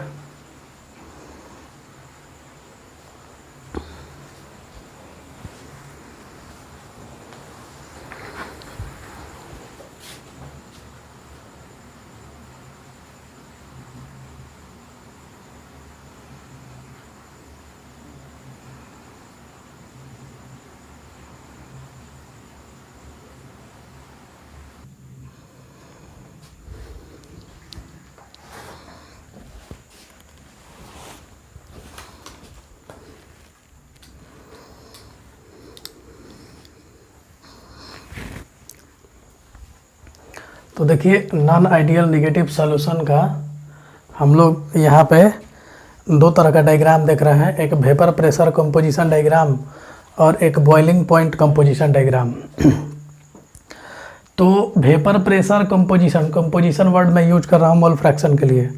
तो ये ध्यान रखेंगे जिन बच्चों को नहीं पता है कि कंपोजिशन वर्ड जो लिया गया है वो किसके लिए लिया गया है, तो ये मोल फ्रैक्शन के लिए लिया गया है। अगर ये लेक्चर थोड़ा सा टफ लगता है तो आप लोग 2 बार 3 बार ज़रूर देखिए, और जो बातें समझ ना आए उसको फ़ोन करके पूछिए या कमेंट बॉक्स में कमेंट कीजिए। अदरवाइज़ नेक्स्ट मंथ तो क्लासेस लगेंगी ही, तो आप वहाँ पे भी डाउट पूछ सकते हैं। तो vapour pressure versus composition diagram में आपको पता है XA और ये XB है, यहाँ पे XA 0 है। तो ये वाला जो पोर्शन है वो किस में रिचर है, ये B में रिचर है, और ये वाला पोर्शन जो है वो A में रिचर है। मतलब इधर A ज़्यादा मिलेगा और इधर B ज़्यादा मिलेगा। इसी तरीके से इसमें भी आप देख सकते हो कि ये वाला पोर्शन B में रिचर है और ये वाला पोर्शन A में रिचर है।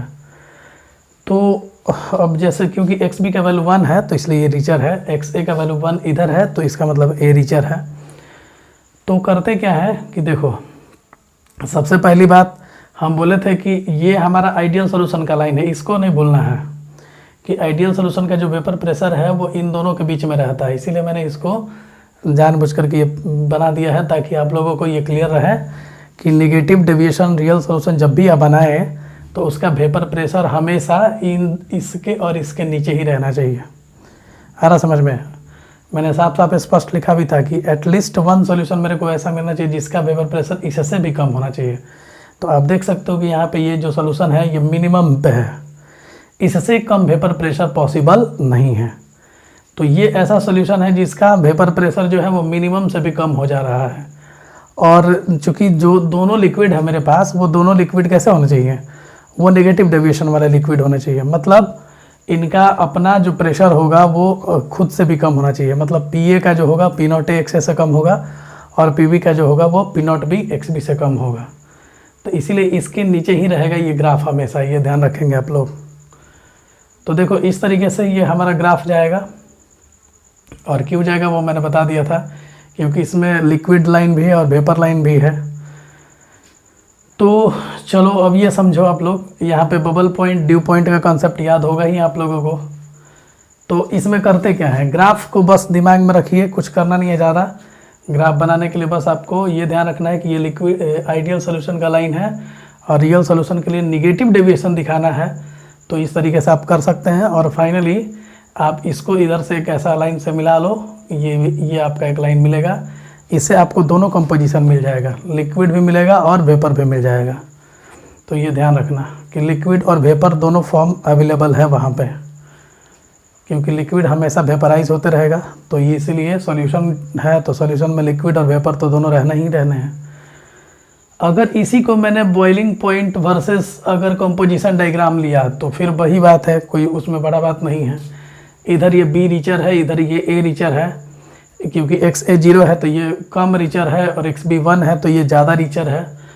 रिचर कहने का मतलब समझ रहे हो, सब मतलब मैक्सिमम इधर बी मिलेगा, इधर मैक्सिमम ए मिलेगा और बी कम मिलेगा। तो ये वाली लाइन भी आप देख सकते हो। और मैंने बताया था पिछले लेक्चर में, शायद इसी लेक्चर में बताया मैंने, कि वेपर प्रेशर जो होता है वो inversely proportional to boiling point होता है। मतलब अगर ये मिनिमम वेपर प्रेशर शो कर रहा है तो ये बॉइलिंग पॉइंट की मैक्सिमम वैल्यू पे जाएगा। मतलब बॉइलिंग पॉइंट इससे ज़्यादा नहीं हो सकता है। मतलब नेगेटिव डेविएशन जो सॉल्यूशन शो कर रहे हैं उनकी बॉइलिंग पॉइंट मैक्सिमम होती है, इनसे ज़्यादा बॉइलिंग पॉइंट किसी की नहीं हो सकती है। वजह क्या है कि जो नेगेटिव डेविएशन शो करते हैं लिक्विड्स, उनके बीच में इंटरमोलिकुलर फोर्स ऑफ अट्रैक्शन बहुत ज़्यादा होता है। तो अगर बहुत ज़्यादा फोर्स हो जाए तो फिर इन दोनों में अट्रैक्शन होगा और ये दोनों एक दूसरे से काफ़ी करीब आ जाएंगे, और करीब आए तो इनके बीच के फोर्स को तोड़ना थोड़ा सा मुश्किल है।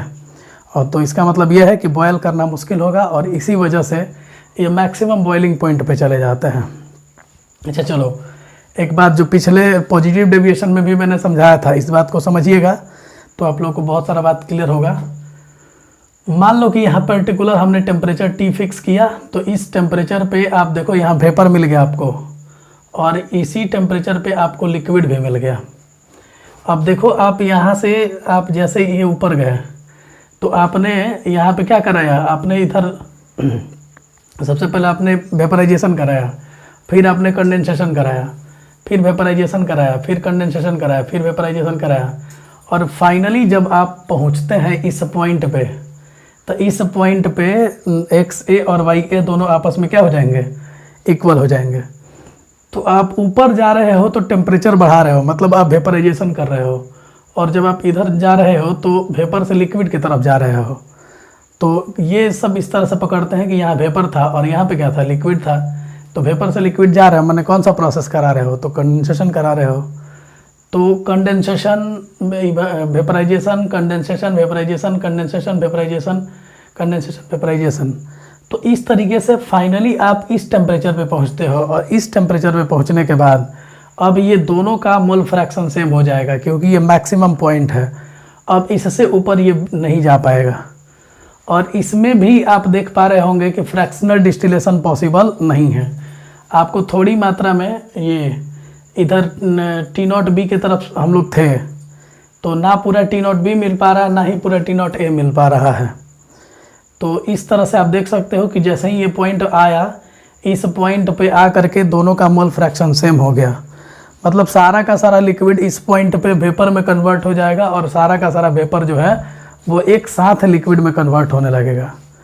और इसी पॉइंट को हम लोग बोलते हैं एजियोट्रोपिक मिक्सचर। तो पॉजिटिव डेविएशन में भी मैंने समझाया था आप लोगों को एजियोट्रोपिक मिक्सचर, और यहाँ पे भी समझा रहा हूँ कि एजियोट्रोपिक मिक्सचर वो मिक्सचर होता है जिस समय में ये लिक्विड का मोल फ्रैक्शन और वेपर फेज का मोल फ्रैक्शन आपस में सेम हो जाते हैं। तो अगर इनका कंपोजिशन आपस में सेम हो गया, इसका मतलब पूरा का पूरा लिक्विड एक ही बार में पूरा वेपर में कन्वर्ट हो रहा है, और पूरा का पूरा वेपर जो है वो लिक्विड में कन्वर्ट हो रहा है। तो इस बात को आप ध्यान रखेंगे कि पूरा लिक्विड वेपर में और पूरा वेपर लिक्विड में, तो फिर इसमें से इन दोनों को आइडेंटिफाई करना बहुत मुश्किल है। और यहाँ पे फिर से फ्रैक्शनल डिस्टिलेशन आपका लगने नहीं जा रहा है। तो उसमें हमारा आया था मिनिमम बॉइलिंग पॉइंट एजिट्रोप, और इस बार हमारा आ रहा है मैक्सिमम बॉइलिंग एजिट्रोप। तो इस बात को ध्यान रखेंगे आप लोग, और इस ग्राफ को भी दिमाग में सेटअप कर लेंगे कि किस तरीके से ये ग्राफ आपका ऑब्जर्व हो रहा है।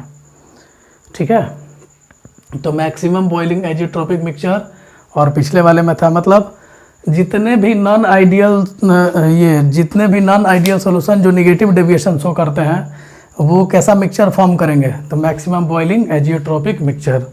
तो मैं इसको लिख भी दे रहा हूँ कि all liquids which can show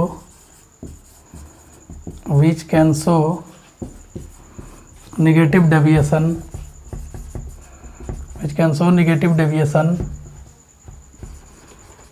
can form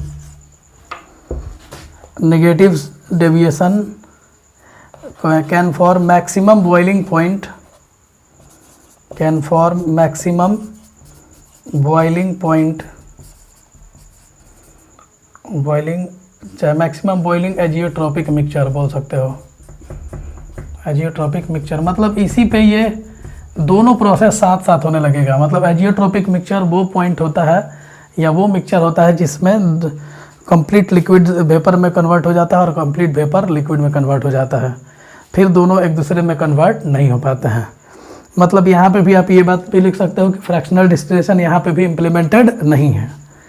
तो लिख सकते हैं fractional distillation cannot be implemented,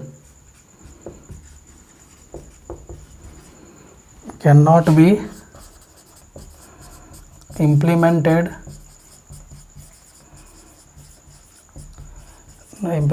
in ये नॉन आइडियल नेगेटिव सोल्यूशन या in negative deviation non ideal solution.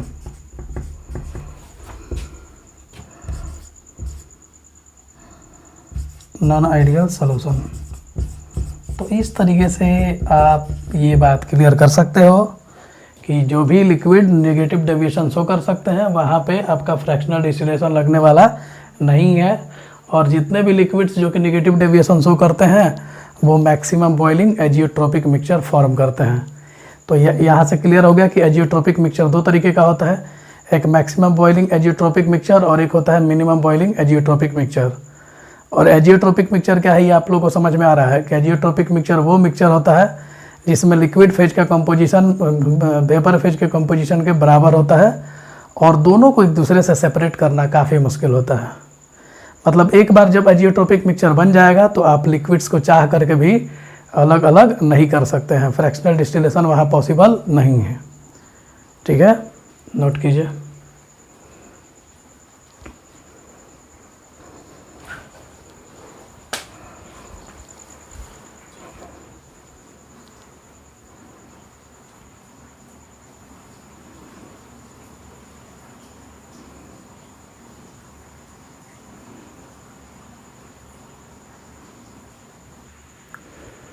तो इस तरीके से आप लोग को ये क्लियर हो गया। मैं एक पॉइंट यहाँ पे ध्यान देना, पिछले वाले में भी मैंने अच्छे से समझाया है इसको कि यहाँ पे एक पर्टिकुलर टेम्परेचर T1 अगर रखा तो इस टेम्परेचर पे मेरे को वेपर भी मिलेगा और इसी टेम्परेचर पे मेरे को लिक्विड भी मिलेगा। तो वेपर से लिक्विड में जा रहे हैं तो ये कंडेंसेशन प्रोसेस है, और फिर जैसे ही हम ऊपर गए तो एक और हमने टेम्परेचर मेंटेन किया। तो मान लो T2 मेंटेन किया, फिर हम इधर वेपर से लिक्विड में आए, फिर कंडेंसेशन कराया, फिर ऊपर गए, फिर वेपराइजेशन कराया। तो इस तरीके से आप देख सकते हो कि ये लगातार कंडेंसेशन वेपराइजेशन प्रोसेस के द्वारा हम लोग अल्टीमेटली एक ऐसे पॉइंट पे पहुंच रहे हैं जहां पे अब कुछ नहीं हो सकता है। अब दोनों का XA और YA का कंपोजिशन, मतलब लिक्विड फेज का मोल फ्रैक्शन और वेपर फेज का मोल फ्रैक्शन आपस में सेम हो गया है, और अब इन दोनों को मतलब डिस्टिंग्विश नहीं कर सकते, इनको अलग अलग करना मुश्किल है क्योंकि पूरा का पूरा लिक्विड वेपर में बदल जा रहा है और पूरा का पूरा वेपर लिक्विड में बदल जा रहा है। ठीक है, इसके अलावा इन ग्राफ पे आप लोग थोड़ा सा वर्क करेंगे, और ये मिनिमम वेपर प्रेशर है और ये मैक्सिमम बॉइलिंग पॉइंट है, और इसी पे जो मिक्सचर बनता है इसको बोलते हैं मैक्सिमम बॉइलिंग एजियोट्रोपिक मिक्सचर। नोट कर लेंगे, ये ग्राफ हमेशा इस लाइन के नीचे रहेगा और ये ग्राफ जो होगा हमेशा इस लाइन के ऊपर होगा। तो ये मेन लाइन ध्यान रखिएगा आप लोग। और बाकी एजियोट्रोपिक मिक्सचर मैं लिखवा दे रहा हूँ क्या होता है, मिनिमम बॉइलिंग एजियोट्रोपिक मिक्सचर और मैक्सिमम, ये 2-3 पॉइंट मैं लिख दे रहा हूँ, आप लोग नोट कर लीजिए।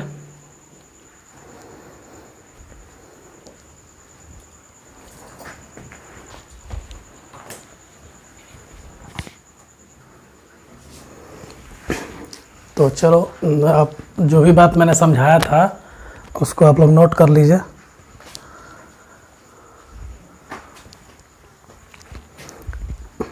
एजियोट्रोपिक मिक्सचर क्या होता है? तो एजियोट्रोपिक मिक्सचर तो आप लोग को समझ में आ गया कि वैसा मिक्सचर जिस पर आ करके दो कंपोनेंट को हम बिल्कुल भी अलग नहीं कर सकते हैं। मतलब जिस मिक्सचर का मोल फ्रैक्शन लिक्विड फेज में और वेपर फेज में सेम हो, तो लिक्विड फेज में और वेपर फेज में जिसका मोल फ्रैक्शन सेम रहेगा उसको एजियोट्रॉपिक मिक्सचर कहते हैं। तो आप लोग डेफिनेशन यहाँ से लिख लीजिए कि वैसा सॉल्यूशन और ये भी तो आप लोग को ध्यान है कि बॉइलिंग पॉइंट जो होता है वो इसका निश्चित होता है और एक निश्चित टेम्परेचर पे ये बॉयल करने लगते हैं। तो जब बॉयल करते हैं तो पूरा का पूरा लिक्विड बॉयल कर जाता है और जब कंडेंस करता है तो पूरा का पूरा वेपर कंडेंस कर जाता है। यानी इसका कंपोजिशन लिक्विड फेज और वेपर फेज दोनों में ही सेम रहता है। अतः इसको हम लोग अलग अलग नहीं कर सकते हैं। मतलब एजियोट्रॉपिक मिक्सचर एक ऐसा मिक्सचर है जिसको सेपरेट करना पॉसिबल नहीं है। इनफैक्ट इसको फ्रैक्शनल डिस्टिलेशन से भी अलग अलग कर लेना पॉसिबल नहीं है। तो फ्रैक्शनल डिस्टिलेशन से भी हम लोग एजियोट्रॉपिक मिक्सचर को अलग अलग नहीं कर सकते हैं। तो दो लिक्विड का वैसा मिक्सचर जो कि एक निश्चित टेम्परेचर पे बॉयल करता है और जिसको हम फ्रैक्शनल डिस्टिलेशन से भी अलग नहीं कर सकते हैं, वो उस मिक्सचर को हम लोग क्या कहते हैं, एजियोट्रॉपिक मिक्सचर कहते हैं। और हम लोग पहले ही देख चुके हैं कि एजियोट्रॉपिक मिक्सचर दो तरीके का होता है। एक होता है मैक्सिमम बॉइलिंग एजियोट्रॉप और एक होता है मिनिमम बॉइलिंग एजियोट्रॉपिक मिक्सचर। तो मैक्सिमम बॉइलिंग एजियोट्रॉपिक मिक्सचर कौन बनाता है और मिनिमम बॉइलिंग एजियोट्रॉपिक मिक्सचर कौन बनाता है, ये मैंने डायग्राम से दिखा दिया आप लोगों को कि पॉजिटिव डेविएशन वाले जितने भी रियल सोल्यूशन होंगे, पॉजिटिव डेविएशन रियल सोल्यूशन वाले जितने भी लिक्विड होंगे वो सारे मिक्स करके और वो एक फॉर्म करेंगे मिक्सचर और उस मिक्सचर को हम लोग बोलेंगे एजियोट्रॉपिक मिक्सचर। और उसमें भी कौन सा, तो उसमें मिनिमम बॉइलिंग एजियोट्रॉपिक मिक्सचर। तो याद रखिएगा थोड़ा सा उल्टा है, पॉजिटिव डेविएशन तो उसमें मिनिमम बॉइलिंग और नेगेटिव डेविएशन तो उसमें मैक्सिमम बॉइलिंग। तो मिनिमम बॉइलिंग एजियोट्रॉपिक मिक्सचर और एक है maximum boiling azeotropic mixture. Positive deviation minimum, negative deviation maximum. तो याद रखना कि यहाँ पे मैंने डेफिनेशन भी लिख दिया है, आप लोग देख भी सकते हो और इसको नोट कर लोगे अच्छे से आप लोग कि जो रॉल्स लॉ से पॉजिटिव डेविएशन शो करता है वो मिनिमम बॉइलिंग एजियोट्रॉप बनाता है और जो रॉल्स लॉ से नेगेटिव डेविएशन शो करता है वो मैक्सिमम बॉइलिंग एजियोट्रॉपिक बनाता है।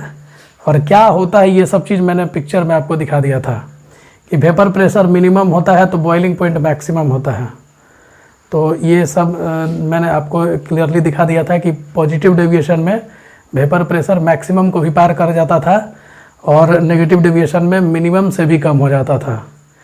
तो इस तरीके से आपको ये पता है, तो आप लोग दिमाग लगा सकते हो कि अगर मैक्सिमम को भी पार करेगा, मतलब वेपर प्रेशर मैक्सिमम को भी पार करेगा, बहुत ज़्यादा हो गया तो उसकी बॉइलिंग पॉइंट बहुत कम हो जाएगी और यही वजह है कि इसका नाम दिया गया है मिनिमम बॉइलिंग एजियोट्रॉप।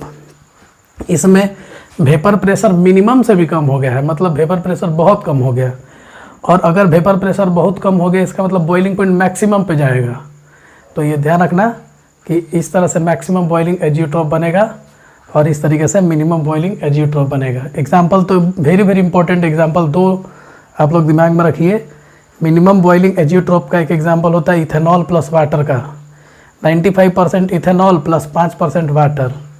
तो ये आपका जो होता है वो मिनिमम का एग्जाम्पल है। एक और एग्जाम्पल मैंने लिख दिया, इसको भी याद रख सकते हो, 67% CH2 प्लस 33% CH3COCH3, ये एसीटोन है, ठीक है। और इसके बाद से आप लोग मैक्सिमम बॉइलिंग में भी एग्जाम्पल याद कर सकते हो, 68% HNO3 और 32% H2O, ये दोनों मिला करके मैक्सिमम बॉइलिंग एजियोट्रॉप बनाता है। और इसके अलावा H2O 43% और HI 57% लेकर के भी आप मैक्सिमम बॉइलिंग एजियोट्रॉप बना सकते हो। ये बहुत इंपॉर्टेंट लाइन है, इस लाइन को ज़रा समझिए आप लोग कि बॉइलिंग पॉइंट एजियोट्रॉपिक मिक्सचर का जो होता है वो कंपोनेंट के बॉइलिंग पॉइंट से कम होता है। मतलब जो लिक्विड के कंपोनेंट मिल करके एजियोट्रॉपिक मिक्सचर फॉर्म कर रहे हैं उन पर्टिकुलर लिक्विड्स का जो बॉइलिंग पॉइंट होता है वो एजियोट्रॉपिक मिक्सचर से ज़्यादा होता है, क्योंकि एजियोट्रॉपिक मिक्सचर एक फिक्स टेम्परेचर है जिस पे वो लोग बॉयल करेंगे और वो कंडेंस करेंगे। मतलब पूरा का पूरा लिक्विड वेपराइज होगा, पूरा का पूरा वेपर लिक्विड बनेगा। तो कंपोनेंट्स को अगर आपको सेपरेट करना है तो फिर आप क्या करेंगे, तो कंपोनेंट्स को अगर आपको सेपरेट करना है तो फिर आपको उससे ज़्यादा टेम्परेचर प्रोवाइड करना पड़ेगा। तो याद रखना कि ये अजियोट्रोपिक मिक्सचर के कंपोनेंट्स का बॉइलिंग पॉइंट जो होता है वो मिक्सचर से ज़्यादा होता है। और बाकी ये मैंने बात तो समझा ही दिया है कि फ्रैक्शनल डिस्टिलेशन से हम एजियोट्रोप को सेपरेट नहीं कर सकते हैं। और ये वेरी वेरी इंपॉर्टेंट बोर्ड के लिए आपका इंपॉर्टेंट है कि फ्रैक्शनल डिस्टिलेशन क्या होता है। तो मैंने सोचा कि डेफिनेशन भी आपको लिखवा दूँ क्योंकि बोर्ड्स एग्जाम में पूछा जाता है। तो दो लिक्विड मिक्सचर को सेपरेट करने का जो प्रोसेस होता है, और चूँकि दोनों लिक्विड का बॉइलिंग पॉइंट अलग अलग होगा, तो दो अलग अलग बॉइलिंग पॉइंट वाले लिक्विड का अगर हम लोग उनको अलग अलग करने की कोशिश करते हैं, और जो प्रोसेस यूज करते हैं उसके लिए वो है फ्रैक्शनल डिस्टिलेशन। और ये किस पे बेस्ड होता है? तो ये बॉइलिंग पॉइंट डिफरेंस पे बेस्ड होता है। बॉइलिंग पॉइंट में डिफरेंस होगा तो फिर हम उसको दोनों लिक्विड को अलग अलग कर सकते हैं। तो ये सारे के सारे आप लोग नोट कर लीजिए। एक बात ये ध्यान दीजिए, ये वाला पॉइंट अभी रह गया है। एजियोट्रोप्स जो होते हैं वो कैसे बनते हैं? तो दो अलग अलग लिक्विड को लेंगे लेकिन कॉम्पोजिशन फिक्स। ये मत सोचना कि जो मर्जी सो आप लिक्विड का कॉम्पोजिशन ले लोगे और आप एजियोट्रोप फॉर्म कर लोगे। जैसे कि इथेनॉल और वाटर वाला, तो 95% इथेनॉल और 5% वाटर रहेगा तभी जा करके वो एजियोट्रोपिक मिक्सचर बनेगा। या 68% HNO3 और 32% वाटर रहेगा तभी जा करके ये तुम्हारा एजियोट्रोपिक मिक्सचर बन सकता है। मतलब एक फिक्स्ड प्रोपोर्शन लेकर के ही हम लोग एजियोट्रोप्स को फॉर्म कर सकते हैं। जितना मर्जी जो कंपोजिशन नहीं लेंगे, अगर लेते हो तो फिर आप एजियोट्रोप फॉर्म नहीं कर सकते हो। तो एजियोट्रोप्स नोट कर लो। एजियोट्रोप्स कैसे बनता है ये बता दिया। दो टाइप का होता है, ये याद कर जाओ। दोनों में डिफरेंस भी आता है, एग्जाम में बोर्ड्स में आता है, एग्जाम्पल भी आता है। तो ये पूरा का पूरा जो भी बोर्ड्स पे लिखा हुआ है, ये बोर्ड पॉइंट ऑफ व्यू से काफ़ी इंपॉर्टेंट है। इसको आप लोग अच्छे से नोट कर लीजिए और पूरा पूरा याद कर जाइए। और आप लोग थोड़ा पढ़ाई पे ध्यान दीजिए। नेक्स्ट लेक्चर में मिलते हैं। Thank you. और नेक्स्ट लेक्चर में हम लोग देखेंगे कॉलिगेटिव प्रॉपर्टीज़। तो थैंक यू। एक बार फिर से आप लोग इसको नोट कीजिए।